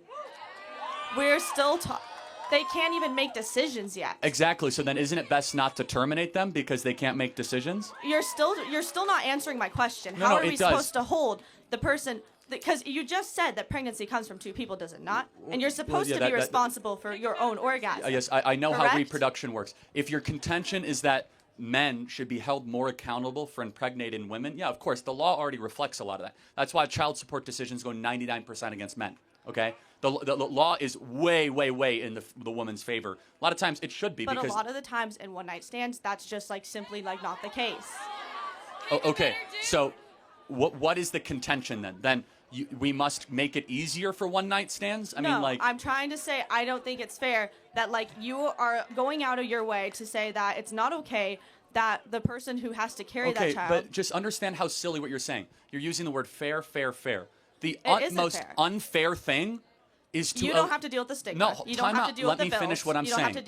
Let me finish what I'm saying. The most unfair thing imaginable is eliminating a life from being able to live and flourish. That's the most unfair thing. Murder is the most unfair thing at all. I mean, definitionally, that's unfair. You eliminate a life from being able to flourish. That's unfair. As a person with a uterus, if I did get pregnant, I would not want to carry said pregnancy. As a person with a prostate? And I don't have sex, and that's not anybody's business, but... But let me just, again, I don't want to ask about people's personal lives. I'm not that interested in that. I'm saying if I'm put in an unfortunate situation, and a lot of the times there's there's borderline kind of rape, sexual assault, cases. That does happen. Less than half of 1% of all abortions are in that category. You can say that, but also... It's from the Guttmacher Institute, which is an abortion... But what do we really know? Because a lot of the times, statistics, according to... That's Planned Parenthood's own data, just so we're clear. It wasn't Planned Parenthood, It was the Guttmacher Institute, which is Planned Parenthood's research arm. Okay, according to the National Sexual Violence Resource Center, apparently about 1 in 5 women experiences This is rape. complete garbage. It is not. Want me to prove it to you? How is it not? If you guys, if 1 in 5 women experience sexual assault or rape, Yes. then we would have the same levels of rape as the Congo. Okay? I want you to Is that understand. not possible? No, it's not just impossible. It's pathologically insane to believe that 1 in 5 women, that we have third world levels of violence, sexual violence, shouldn't we be and doing rape. something about that then? No, meaning that the report... I fail to see how you're you're discrediting something what- instead of just acknowledging that it could genuinely be true. Two things can be true at once. It's not even close to being, just so we're clear, it's 1 in 5,000. It's not 1 in 5, okay? No, the idea that 1 in 5 women are raped or sexually assaulted in this country has been so disproven. In fact, they Says say, well, who? Well, let me prove it to you. Because we have lots of stats. This is actually let on me the prove it to you. lower end. I've heard higher stats. This is on the lower end. Let me prove it to you. If they say college campuses are rape culture because 1 in 4, 1 or 5 women get raped. If that's the case, why would women ever go to college campuses? Why would because parents... they want an education? No, hold on. It's more dangerous than going into the Democratic Republic of Congo. I mean, the point is that it's so materially insane to think that 1 in 5 American women will be raped in their life. It is. I agree. No, meaning that they're lying about being raped, that they're lying about being sexually assaulted. You believe that people lie about being sexually... See, all this is the time. this feeds into what I was all saying. The time. This feeds into what I was Brett saying, Kavanaugh actually. had 11 fake accusers. One guy, 11 fake accusers. This feeds into what I was saying. Do you know why a lot of people probably don't report their sexual assaults and rapes? Well, because there's a lot in the gray. There's a lot in the gray area. Alcohol's involved. It was consensual, and then it wasn't consensual. The girl Consent was. can be removed at any time. Okay. Again, now we're getting into murky gray area stuff, right? Where if you have two, like a fraternity guy and a sorority girl at age 19 hooking up, both 5 drinks in at 2 a.m., and all of a sudden she removes consent. Yeah, that's a murky middle gray area. And excuse me when I say... She still removed consent, did she not? Okay, but again, if he continues to go onward with that encounter, then he is sexually assaulting her. Again, that is such an unfair categorization. It's very case dependent, but almost every one of these cases involve a lot of alcohol and a lot of forgetfulness and a lot of... But what about other ones that don't? And a lot of late There's reporting. cases of marriage rape, and people don't report those because of how much stigma there is. People don't. They don't want to. I'm not doubting that rape happens. I'm contesting this ridiculous, outrageous statistic. If you should get pregnant from these cases, and you said you believe that people should be able to get abortions in cases of rape. No, actually, yes, you did. I said, yes, let you me did. say. I said, I actually don't believe that. I said, let me, for the argument's sake, say that. But I actually don't believe that. I thought you said that you don't. No, of course not. Because let me tell you what. You would make somebody carry their rapist if child. If I have 2 ultrasounds, I have an ultrasound here of a baby conceived in rape, and an ultrasound of a baby from a loving marriage. Which one is which? Which one is which? Wait. You would make the baby live. Yes. You would make someone carry their rapist child. Yes. Do you know how insane that is? Oh, you know what it's like? How it's saying? It's you know what? I would make it so I can't murder my cameraman. You know how insane that is? That wasn't even a pregnancy that they consented to. That isn't even something they consented to in the first place, and you would make them carry that? It's not even... Human rights are not dependent on the method of conception. To their body. Human rights are not... Human rights... They have to carry that child, and they were violated in the first place. Do you know how insane that is? And then you're going to do a third wrong because of 2 evils. When does that always morally defensible? What if you don't want the child? And just because you don't want a human being doesn't mean you get to murder that human being. But your argument was based on don't have sex. You can't control if you are raped. Again, you can't control that, and you know that. 99.9% of the time, that is the case. Less than half of 1% of the time, it's still a question of human rights and human dignity, of which that human being deserves rights. Let me ask you a question. Somebody in this audience was conceived in rape. Do you know who? No. Because they're just as much a human being as we are. That you don't wasn't get the special argument rights. I was making. Because everybody deserves the right to life, regardless of how horrific or evil your method of conception is. I'm not justifying rape. I think rapists should go to jail for the rest of their life, maybe get the death penalty, and get castration. That their victims should have to carry the child that they did not want. I don't believe in giving the death penalty to an unborn baby because of what the rapist did. That in no way is morally defensible to say we should end a human life. I don't know how it's morally defensible that you think it's okay. Because life is special and beautiful regardless. But you're taking away the person's right who has their body violated in the first place to make a decision about what they want to do from there. Again, that's 2 crimes on one. Do you agree that murder is wrong? I do, yes. Okay, then we should stop murdering unborn babies. I think it should be up to the person who has to carry the child. Okay, again... That's not morally defensible in any category. Can I murder my 3-month-old because it's out of the womb? No. What makes it different than if it's out of the womb or in the womb? How is it more or less a human being? That's still not the argument I'm trying to make. No, it is. It absolutely is. The standard must apply equally to all human agency and action. We are talking about morals. Right, so but you just said that they deserve the right to have their choice, right? Like that child deserves the right to be able to live. Yes. But you're also taking away the mother's choice. Oh, no, yeah, you do not have the right to kill another person. Right, that but you're taking the mother's choice about what she wants to do with her life. You never had that choice. You never had a right to kill another human being. That's what I'm saying. Fundamentally, the pro-life argument is at the core. You do not have the right to take another human life. So you're radically pro-life, as in no matter who. Because I even believe, in cases of incest. Yes. In cases of. Yes.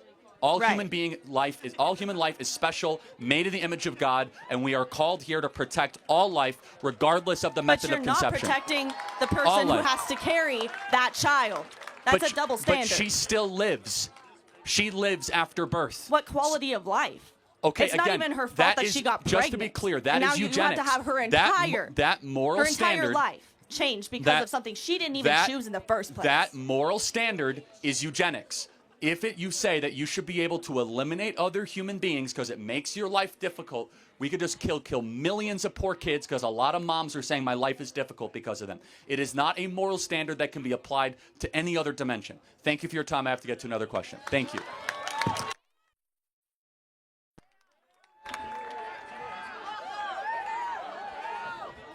Lakers. Yeah, yeah. My brother-in-law's dad played for them, so we like him a little. Okay, so I know you're a Christ follower, and you were kind of ending your last topic with the death penalty. I don't think there is a justifiable biblical verse section in context where you could justify the death penalty.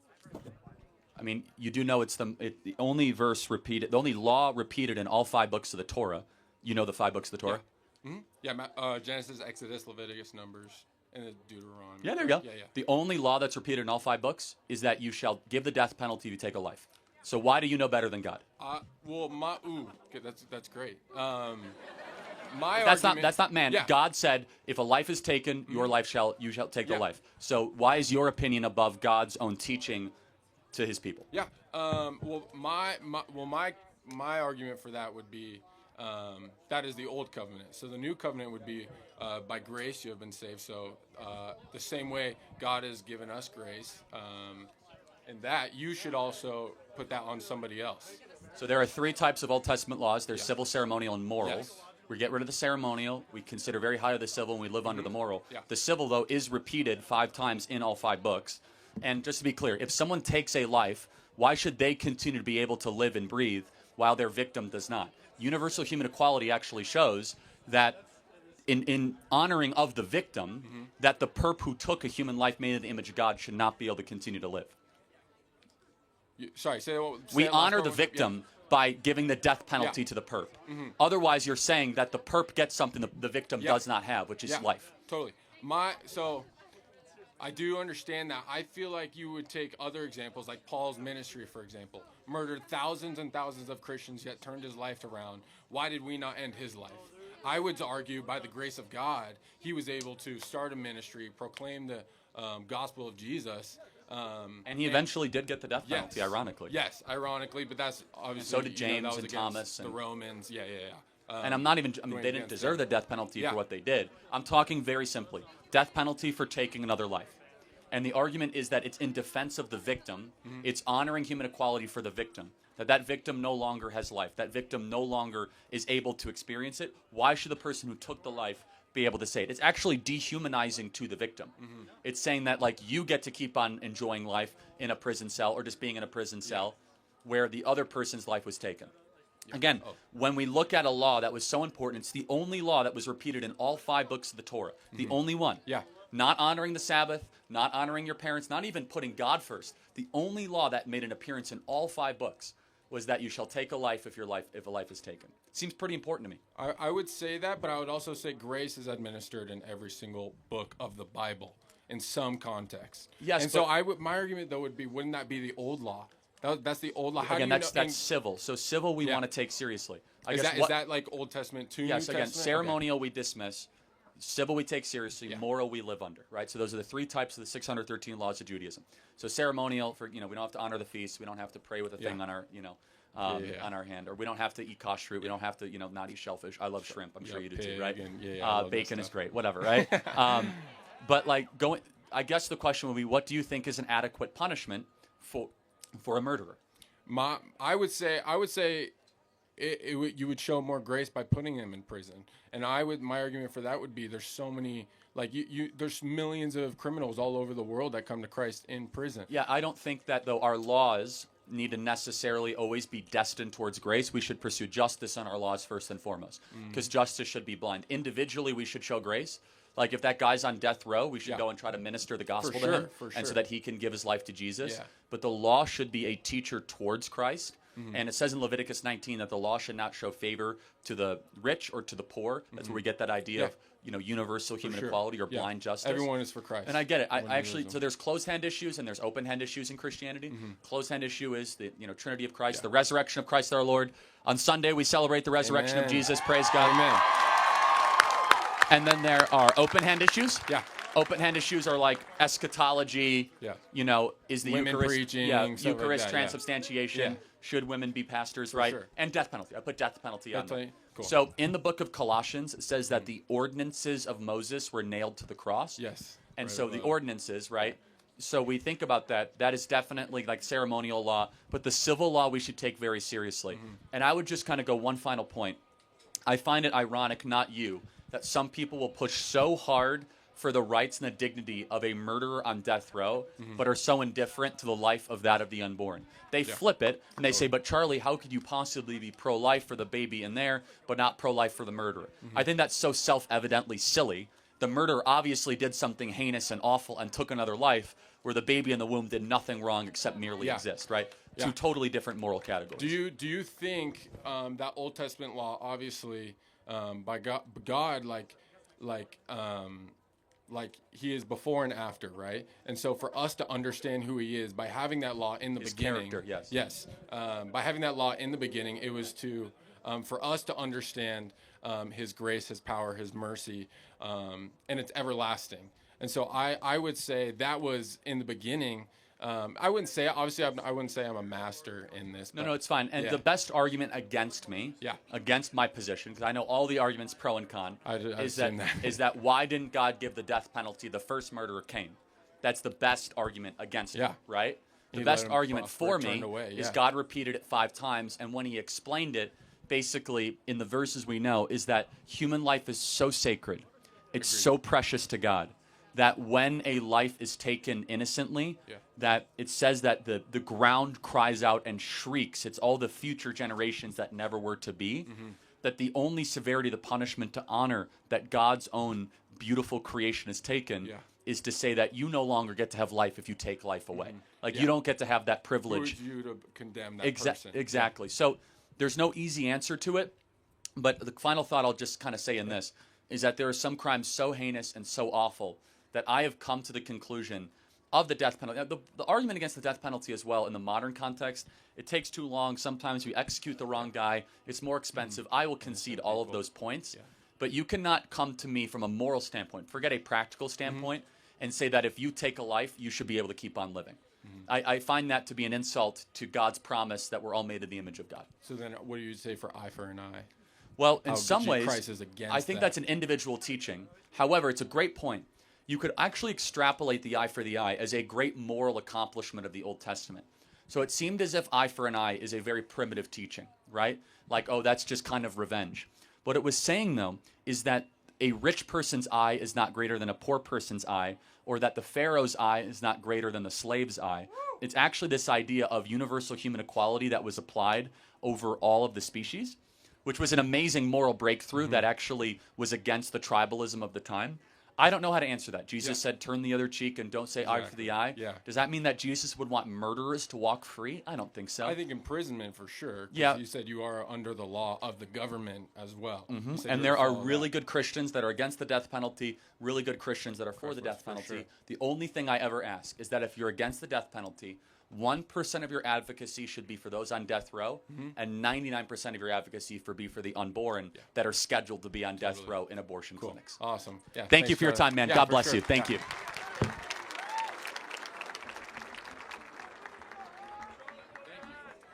Who wants some hats, everybody?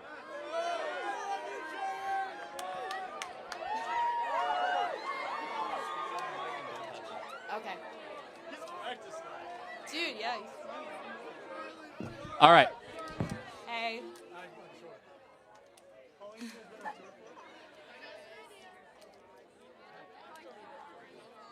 My name is Lucy. I'm a student here at Boise State University, and I'm in nursing school.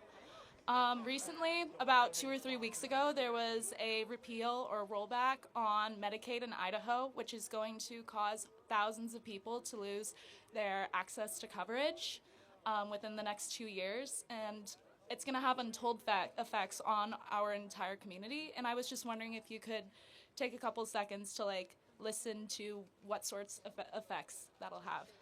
So within the nursing population, way more people, because of the fact that they're losing access to Medicaid, are going to rely on emergency services, which means that the influx of people going into the ER and ED is going to significantly increase. This is going to contribute to nursing burnout, which means that all of you guys, when you guys go to the ER, will receive a decreased quality of care, which will significantly impact this entire population.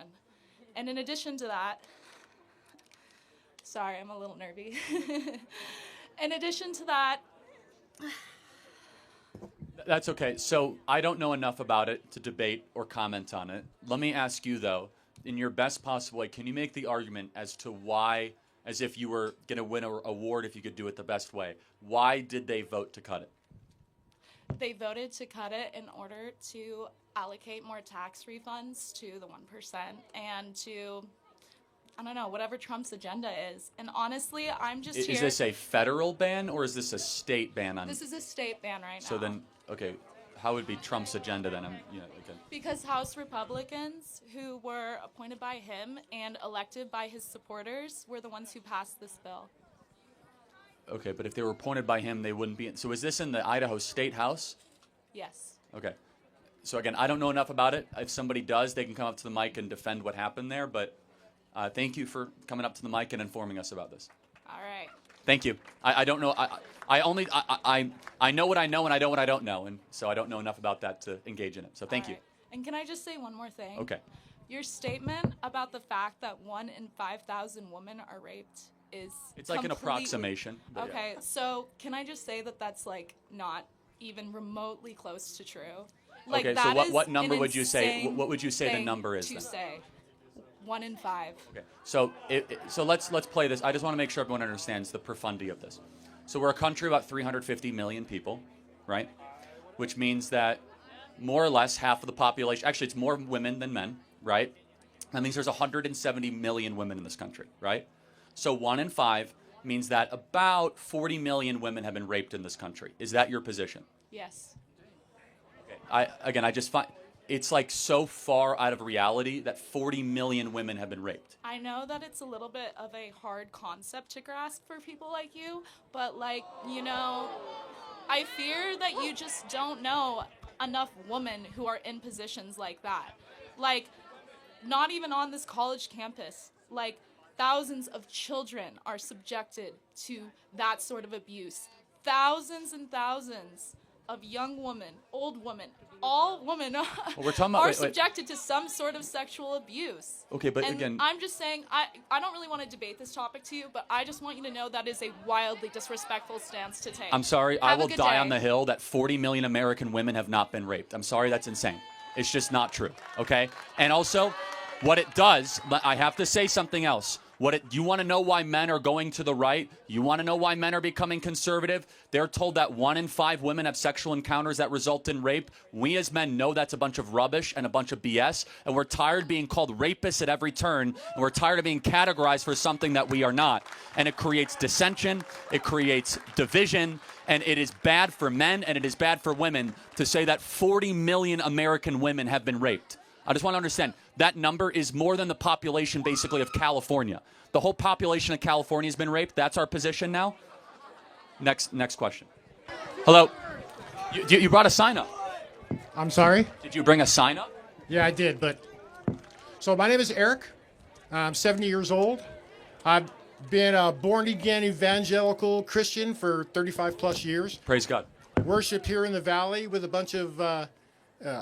I was on worship teams in the Valley for quite a few churches. But the Holy Spirit brought me here today to prove you wrong.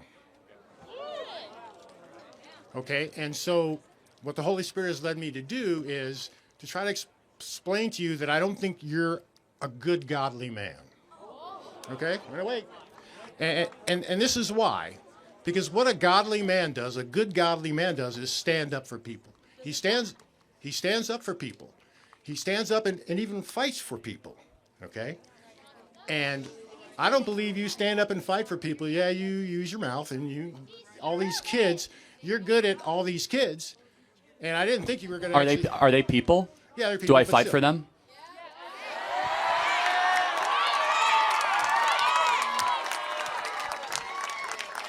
And how dare you say that after I just shared the gospel to nearly 2,000 people here at Boise State University?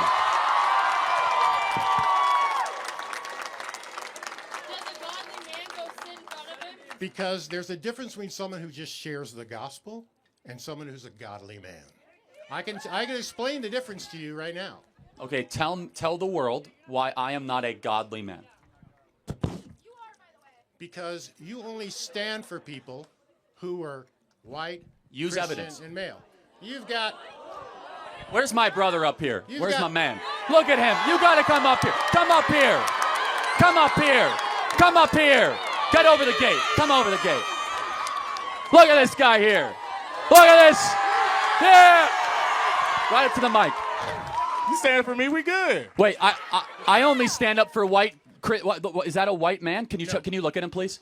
Look at him. I already... Is that a white gave him man? a fist bump. Is that a white man?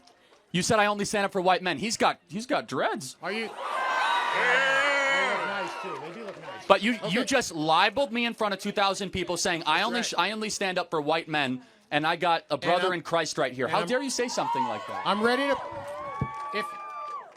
If you quit messing around, I'll prove it to you right now. Messing around, bringing up a person of color's messing around. Isn't that your whole shtick? Are you ready? Okay. Are you ready? So, yeah, I'm ready. So the Holy Spirit specifically brought me here, because this is the Idaho, this is the Old West, right? The Holy Spirit brought me here to challenge you to a gentleman's fist fight right here in front of this whole crowd. Now look, listen. No. Wait. I would hate to hospitalize you in front of 2,000 people. But see, the difference is, I'm a 70-year-old man. I haven't been in a fight in like 60 years. However, Does a godly man come up here and Yeah, does a godly man challenge another to a duel? Does a godly Yes. man come up here and threaten someone? okay, so hold on. I'm serious about this. Can I speak? All right, so look, I'm telling you, I'm not up here just fighting for me.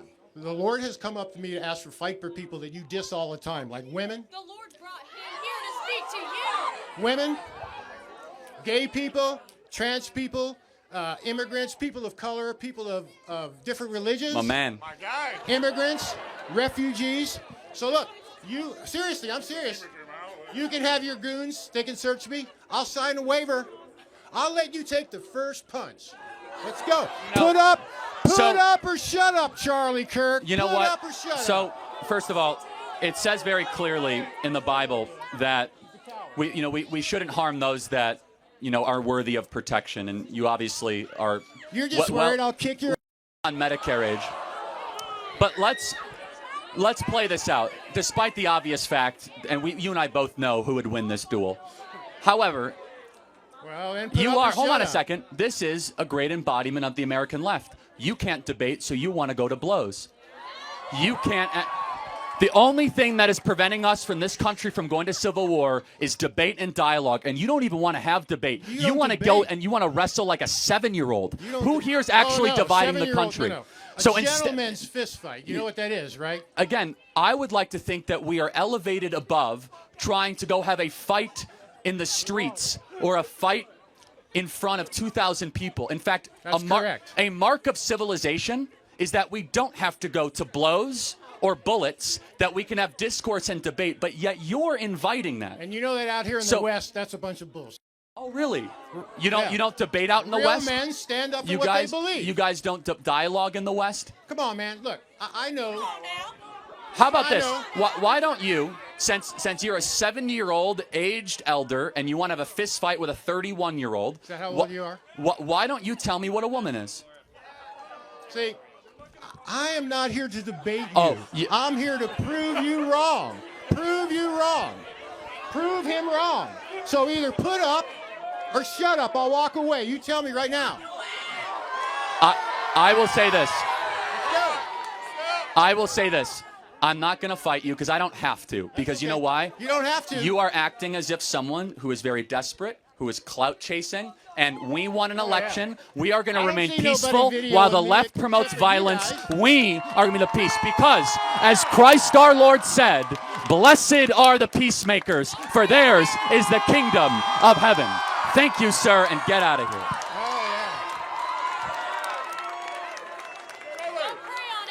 You're a coward, dude. Anytime.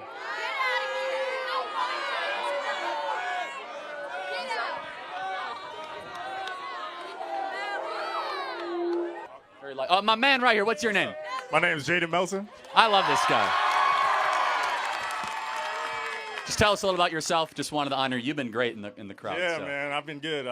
From California originally, but lived in Idaho for about 10 years now, man. I love it out here. It's awesome out here. I'm a man of faith myself, so everything you've been preaching has been awesome. I really respect you a lot for that. Thank you so much. Praise the Lord. And I just, before you leave today, if we could all pray together before. I would love that. If we could please pray for us. Why don't you do a short prayer right now? Just cover the place in prayer. Why don't you do that? Dear Lord, thank you today for gathering all these like-minded people and all these amazing people at one spot to where we can all have a real discussion and be open to hearing your word. And it's amazing to see that there's so many people of faith that love your word and want to hear more about you. And I hope that everybody can open their minds and their hearts to that idea and that you can touch every single person here in this crowd today. In your name, amen. Amen. Thank you, man. God bless you. Thank you. God bless you.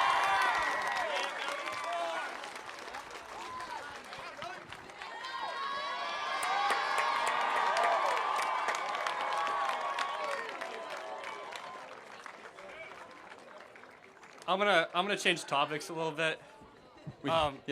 Whatever you'd like, my friend. Okay. My friend, he can't be here. He's from back home, but he wanted me to get your opinion on some things. Trump, I'm a big fan. He's trying to do a lot of things. But do you believe Trump's views on Gaza are serious? Like how his process is? On Gaza? Yeah, like. Oh, I don't know if it's serious. I do think he wants to make Gaza a better place. I mean, it's terrible what's happened there. Objectively awful. And do you believe that aligns up with the America First movement? Yes and no. I mean, I believe in America first, but not America only. Okay. I prefer less foreign involvement, not more. Okay, so if you were to prioritize one, would you prioritize? We're obviously going to prioritize our immigration problem before Trump goes. Without even not even a question. All right, that's all I had. Do you think I get a hat? Yes, sir. Thank you. Thanks for being here. Thanks, man.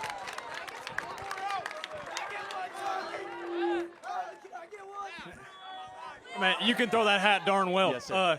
Charlie, I'm actually from BYU, Idaho. I'm not from Boise State, but if you want a friendly crowd, that's a conservative school up there at BYU, Idaho. But I like it pretty good here at Boise State, though. It's pretty. So, I happen to be a liberal, but I love Trump. I think he's doing a great job morally. I just have a couple concerns along the lines of tax. Trump has flirted with the idea of getting rid of the IRS and abolishing the federal income tax. He's flirted with it, not saying he'll do it. But a lot of people think that tax is to generate revenue for the government. That's what tariffs are for. But tax is to incentivize private investment into the economy. That's why we have tax write-offs. That's why you go to a CPA or a tax advisor or that kind of thing.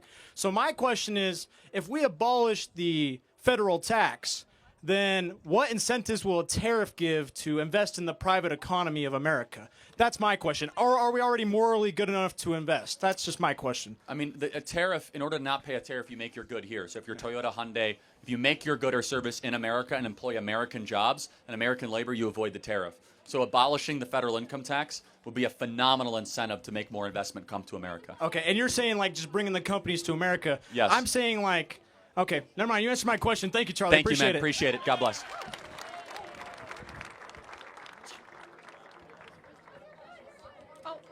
Charlie, can you photobomb us? Great. Yes, ma'am. Hi, so I want to talk about abortion, but before I start, is it possible to not talk about God or religion? Because I'm not religious. Yes, but I mean, we will talk about morality. Okay. Where do you get your morality from? I don't know, like my parents, I would say. Your parents. Life So, experience. well, I don't know your parents, so how are we going to agree on morality if I don't know your parents? I don't know. Can I say it and then see what you think? Okay. Okay, so sometimes twins in the uterus, one twin absorbs the other. So when that twin that absorbed it is born, would you consider that twin, that child, that baby a murderer? Oh, of course not. No, I mean that's no. But that baby technically killed its No, it sibling. didn't. What you're talking about, it happens the first couple days of human development, where the two zygotes one might absorb the other. It's not taking out an axe and slitting the throat of the other. But I still don't believe that abortion is murder. Okay, did the twin use human agency to eliminate another human life? No. Then it's not murder. But therefore, during abortion, one human being uses human agency to kill its young. Can you point to another mammal, another part of the animal kingdom, that goes out of its way to kill its young just because their life might be hard? No, but I still believe that abortion should be legal. When does human life begin? I would say when it's born. Okay, so so when it's born. So therefore, if a pregnant woman was walking here on campus and she was murdered, the person who murdered that pregnant woman, should they be guilty of a single homicide or a double homicide? Let her answer the question. I do believe double if that woman wanted to keep that baby and have that baby. But hold on, just help me understand this. How can life be so, just loosely defined that it's all on the intent on the mom, whether or not that's a human? So your human distinction is wholly dependent on whether or not a mom wants to keep you? It depends on how the mother feels about her baby, yes. If she doesn't want it, then she should have the right to have an abortion. No, but we're talking about something different. Is it not objectively a human life if that pregnant mom is all of a sudden a victim of a homicide? Yeah, it is. Okay, but then if it's objectively a human life when it's a homicide, how is it not objectively a human life when that is in an abortion clinic? Because it's not what the mother wanted. She doesn't want to have that kid. Do you have a right to murder another human being? No, but abortion isn't murder. Okay, but then fine. Define murder. The taking of another life. Let her finish, for God's sakes, please. It's taking another life, in the world. Once the baby's out, that's when it counts as murder. If you killed a baby, that's murder. But killing a fetus isn't murder. What species is the fetus? Human. Then how is it not murder? Because it hasn't been born yet. Why does that make it human? Because that's when, it's not dependent on the mom, and it can be, its own thing. So that's exactly right. If you have a pacemaker, you're dependent. If you have a ventilator, you're dependent. Babies are in NICU units, neonatal intensive care units, they're dependent. Dependency does not equal its degree of moral worth. And so I need to understand the moral consistency. Here is a baby at 31 weeks that can survive outside of the womb. It has its own brain waves, its own consciousness, its own heartbeat, its own ability to clean its bladder. How is that not a human being? It just happens to be in a mom. Because it hasn't come out yet. It's still living in the mom. It's still part of the mom. Right, but it's living. It has a heart. If it's not living, how does it have a heartbeat?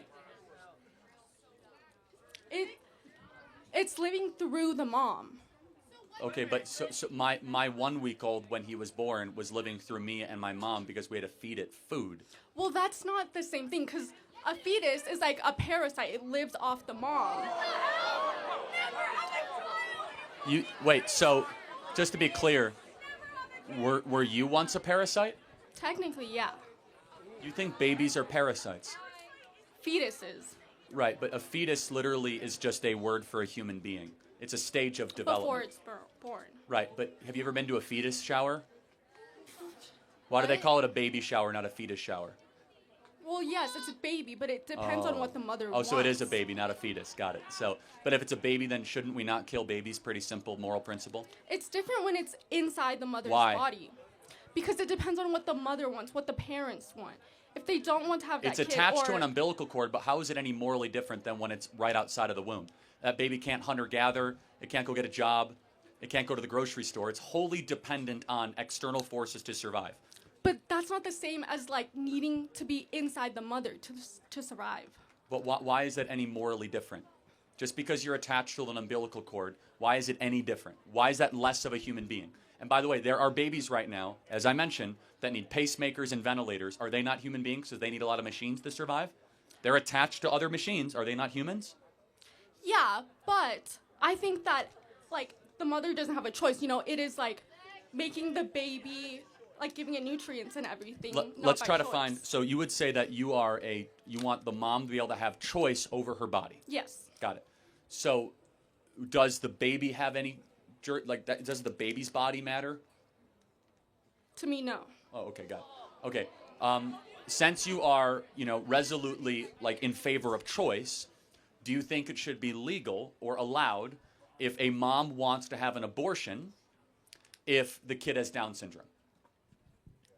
Okay. It's a yes or no question. Can I say my answer and then explain it? Okay, I think that mothers should have the choice to have an abortion no matter what the reason is. But if the reason is like they have Down syndrome or they're going to be autistic, then that woman shouldn't have been a mother in the first place. Because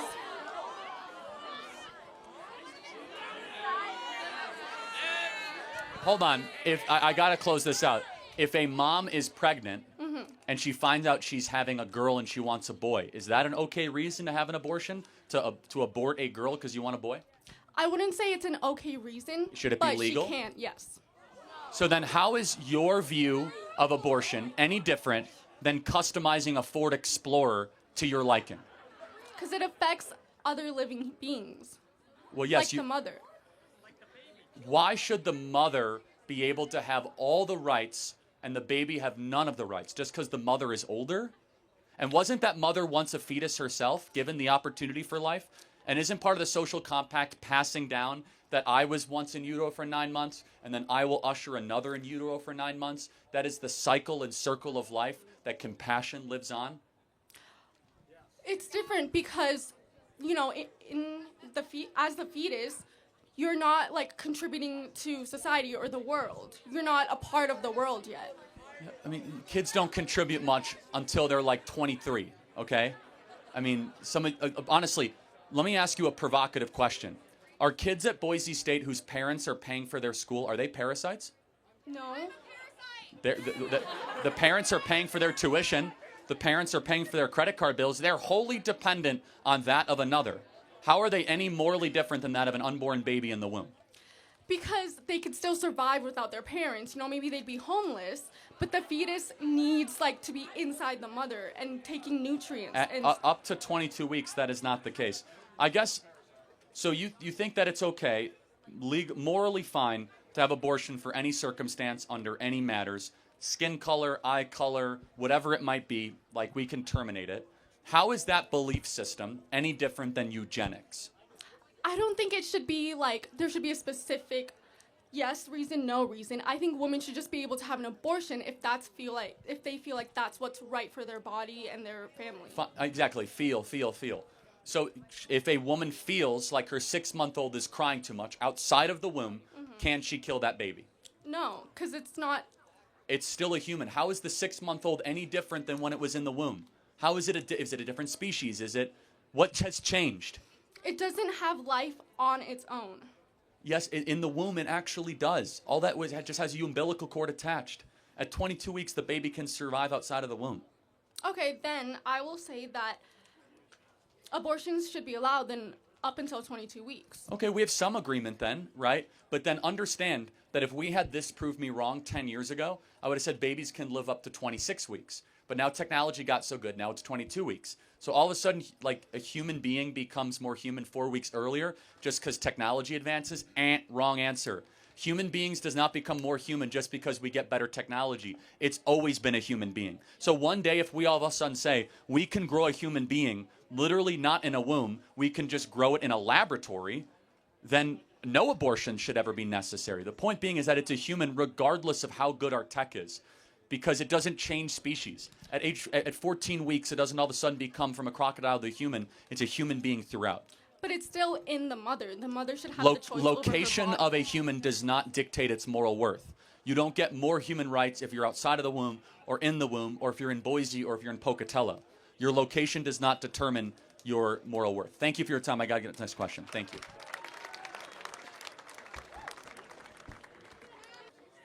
Hey, Charlie. Thank you for coming here to BSU today. Thank you for the opportunity for discussion. I really appreciate it. My question is about Ukraine. So I voted for Trump, and I wish I voted for Kamala.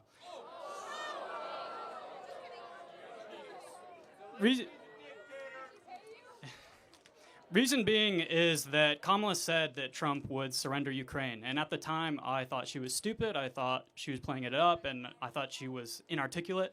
And now I realize that she's correct. So Trump, I believe we need to be supporting Ukraine. We need to support them because our European allies are our trading partners.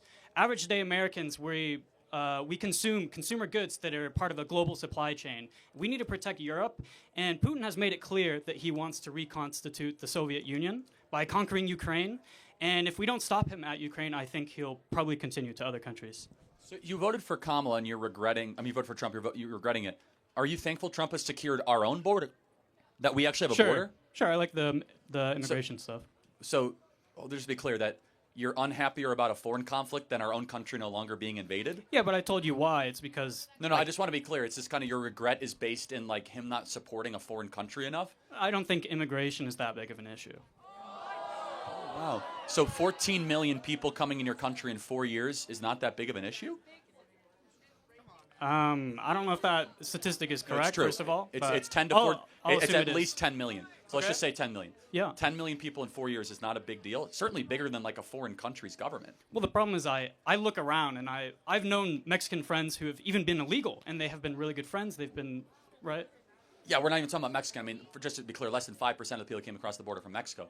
Is that right? Oh, yeah, from Nicaragua, Guatemala, Venezuela, over 120 countries represented. Sure. So just before we talk about Ukraine, when you voted, you vote more for like foreign interests than American interests. No, I vote for the economy, like trade, global trade. I think global trade should be secured. Okay, so what does success look like in Ukraine? Well, we need to be supporting them more. What is more? We shouldn't. How much money have we spent there? I don't know. Guess. Probably billions. Guess. I've heard like hundreds of billions. Yeah, 250 billion. Is that too much, enough, or do we need to do more?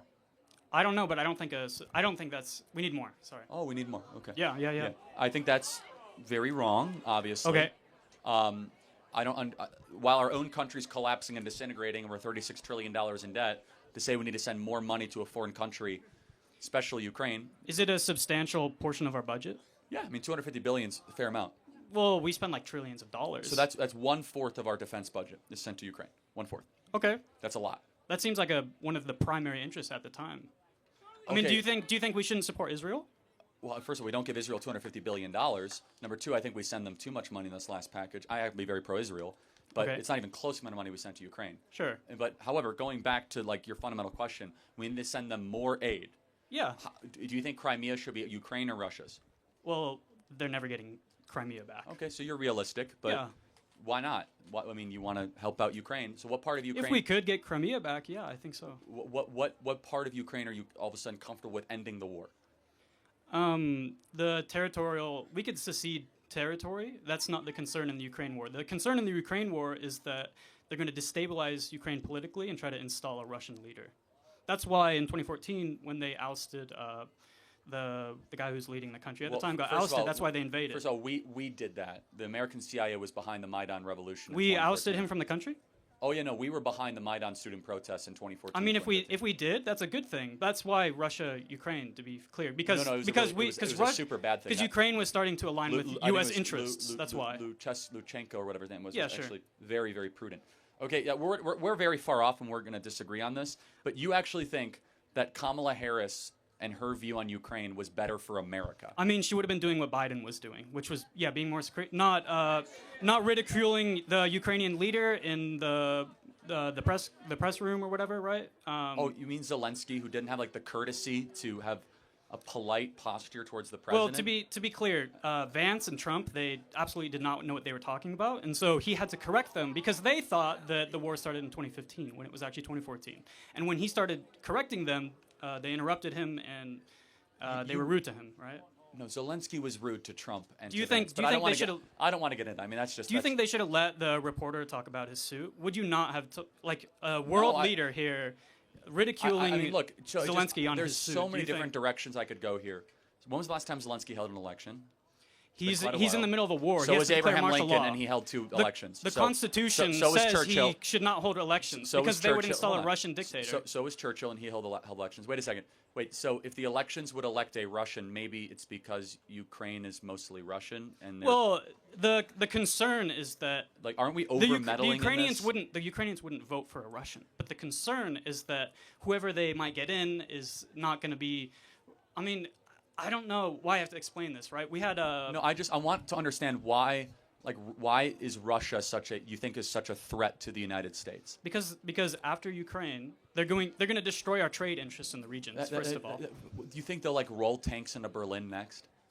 no, because they don't border Berlin, but maybe Poland or maybe Estonia or Lithuania, Latvia. You think Putin would attack a NATO country? Yeah, if you continue No, this. Of course not. I mean, you know that's not true. It would invoke Article 5, and we would have troops on the ground. Putin won't do that. I mean, it depends on what Trump is doing, right? Secondly, but you are against Trump's supposed peace deal to end the slaughter of the Ukrainians. He doesn't have a peace deal. He doesn't even Well- have security guarantees. Well, do you think that's not Zelensky true. should agree to? Steve Witkoff just came back from a meeting, and he said we finally have a criteria for permanent peace between Russia and Ukraine. So here are the options. Just to be Okay. clear, option A is we keep the war going. That means another 1 million people will die, and we spend about $500 billion. Option B is we broker peace, and it's a muddied deal for everyone. Ukraine loses a little bit, Russia loses a little bit, but the war is over, and we can focus our interests and our money elsewhere. Which one do you think is better for America? For America? Yes. Which option? For Option Ukraine A? to keep fighting. It protects our interests in the region. And first I of all, mean, I don't know how why could are you taking getting- all the agency away from Ukraine and Russia? These are the people in the region who are fighting each other. The You're average- saying hold on. the U.S. can determine that they'll have peace. First of all, Ukraine will not survive without American armaments, period. They don't have any agency. It's fully subsidized and supported by the American taxpayer. The average conscript in the Ukrainian military is 47 years old. Yeah, they're fighting for their country. They're being invaded. Yeah, They're being raped and invaded in their countries. Do you know why it's 47? Because all the military-age men have fled the country. Sure. And also, so many young men have died Sure. in Ukraine. It's no longer a country. It is a sad. Way more have died in Russia, to be clear. Well, I find that really hard to believe. I think Ukraine has suffered way more losses than Russia. No, but- the casualty is way disproportionate. Way more Russians have died than Ukrainian. Okay, I don't know if that's true. That's absolutely true. There's like 3-1 Ukrainians and Russians. Do you think they would be Okay, holding but up the borders again? That's not at this rate? That's actually not what I was going to say. If they but weren't dying I want to be clear. disproportionately? So you want to see the war continue to what end? Because the Ukrainians want to keep fighting. They think it's in Okay. their interest. That's why Yes, they're fighting I right now, understand. or else they would coup the supposed dictator. There's a lot of blood lost that people get in wars. It's up for a third party like America who's financing the war. It's our missiles, it's our push, it's our armaments, it's our CIA that is pushing that war forward. It's up for us to say no more. It's not in the best interest of America for us to further antagonize Russia. For us to We're get not antagonizing them. We To are be clear- sending American missiles into the interior of Russia. How is that not antagonizing? Yeah, we're them? selling them just like in Gaza. Or do you think we shouldn't sell Ukraine weapons? No, we should end Do you all s- weapons supplies okay. to Ukraine. What we about should end this Israel? war completely. Should we not sell them? Should we not sell Israel? Israel's a weapons? separate case, largely because the Palestinian Authority doesn't have nuclear weapons. Okay, to be So- clear, you're talking about you think a third party settles the conflict. That's like In your this theory. case- That's your working. No, not in this. Well- in World War II, Germany, the Nazis didn't not just every- stop. not- the Nazis didn't stop just because First of all, they weren't going to first of stop all, unless the Putin- U.S. invaded. Putin right? is not the Nazis. Number one. Well, he's a dictator. Well, so is Zelensky. Okay. Zelensky is not a. Zelensky is a dictator in the strict sense. Zelensky that, doesn't yes, hold elections. If the Constitution. Again, let me finish. Sure. Zelensky doesn't hold elections. Zelensky imprisons his political opponents. Zelensky has shut down Russian Orthodox churches. He's a dictator. Putin's a dictator. They're both bad guys. But I want to just make sure we're clear. Yeah. To keep the war going as Biden would, while you'd send all that money where we have so many problems here domestically. I just want you to make that case to this audience that a continuation of a no-win bloody conflict war in a country that most of us will never visit is in the best interest of the American people. Okay, to be clear, Biden was not ensuring the war continued. He was helping Ukraine. It's up to the Ukrainians whether they want peace or not. If the Ukrainians are getting capitulated. If Kyiv was actually taken instead of they just got close, then the Ukrainians would have surrendered, right? It's up to the Ukrainians how much they want to fight. But Biden was supporting them. But Trump, he is surrendering Ukraine. He's the one who is actually surrendering and bringing... I look at it differently. You know what he's doing? He's bringing resolution to a no-win conflict where we spent $250 billion that we don't have between two actors that are not really great, and also to not antagonize the Russian Federation. Why do we hate Russia so much? Has Russia sent drugs into this country and killed our youth? No. China and the cartels have. Has China declared war on America? Has China killed our kids? No.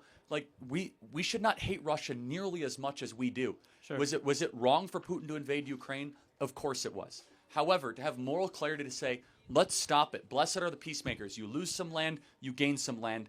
End this brutal conflict, because under your perspective, another 1 million people are going to unnecessarily die. It's a Right. big lift. And for what? If 1 million people are going to die, we better have a pretty darn good reason. For the future of Ukraine and for our interests in the region. That's to be why able they'll die. to just be clear, to maybe win back 100 miles. It's not about territory. It's about a stable government in Ukraine, a stable future. Territory is the only thing left debating. That's it. It's the only thing left on the table. The only thing left is where are the lines going to be drawn. Well, the Russian-speaking people, the Donetsk region, or all the way up to Kiev. That's literally the three options. All the way up to Kiev is probably generous. They'll have to cut the middle. Will Zelensky take the deal? I don't know. And I'll close with this because we're over time. Sure. It will be a tragedy for us as Americans to keep on financing a war like this, a tragedy where it's no win, there's no resolution. I think we have blood on our hands if we keep on doing that. You have to have a very clear understanding of what success looks like. It can't be an abstraction. We should try to bring the Russians closer to us, not push them away. That is a nuclear-armed power that could be very helpful in countering communist China. And so you say that like Joe Biden or Kamala would have done, better. Are there any other issues you think Trump has done well since he's been president? Done well? Yeah. Trump has done well? Or do you want me to ask I mean, because you done say you poorly? regret your vote. You want me to know what he's done poorly or well? You want me to make a concession? I'm asking, is there anything else you think that Trump has done well since he's been president? It's honestly kind of hard. Not really. Of course, the border stuff, shutting down the border, was good, I think. Like, not a bunch of people spilling into the country, right? No, I agree. And I'll just, again, what we believe is that our own border matters a lot more than the Ukrainian border. And that is a perspective held by millions of people. It is our border. It's part of our hegemonic influence. No. They're our trading partners. Ukraine is not our border. Well, it's like NATO is not America. It's part of our soft power. Now you've revealed yourself. That is a globalist, internationalist. What have I revealed myself as? You've revealed yourself as thinking that the America experiment is one of an empire, not of one of a nation, that we create colonies, when in reality we want to reconstitute America as first and foremost a country, which is a people and a home, and we are neighbors to one another, not conquering distant lands. You say, well, it is our border. No, everybody, our border is not It's not our Ukraine. border, but it's part of our hegemonic influence, a part of our soft power. They're our trading partners. Which is an abstraction that many of us, quite honestly, could not care less, while we're actually being invaded. Just like in World War II, when the Nazis were doing whatever they wanted in Europe, right? Not everything can be compared to World War II. Putin is not Nazi Germany. Putin is not Adolf Hitler. This is a completely different circumstance with different dimensions. Not everything can be compared. He's an actual dictator who we should not support. We should sanction him, and we should support Ukraine. Mohammed bin Salman is a dictator in Saudi Arabia. The Iranian Ayatollah is a dictator. Xi Jinping is a dictator. But at least they represent our interests. There's a lot of, Iran does not represent our interests. No, like Arabia does in the region, right? Yes and no. Again, our interests, and I have to close. I know everyone's getting antsy. Our interest is an abstract term. What you're talking about is the CIA's interests or the neoconservative interests. Our interests should be to the homeland, not to a foreign nation. Thank you for your time. I appreciate it. Thank you, sir. Thank you.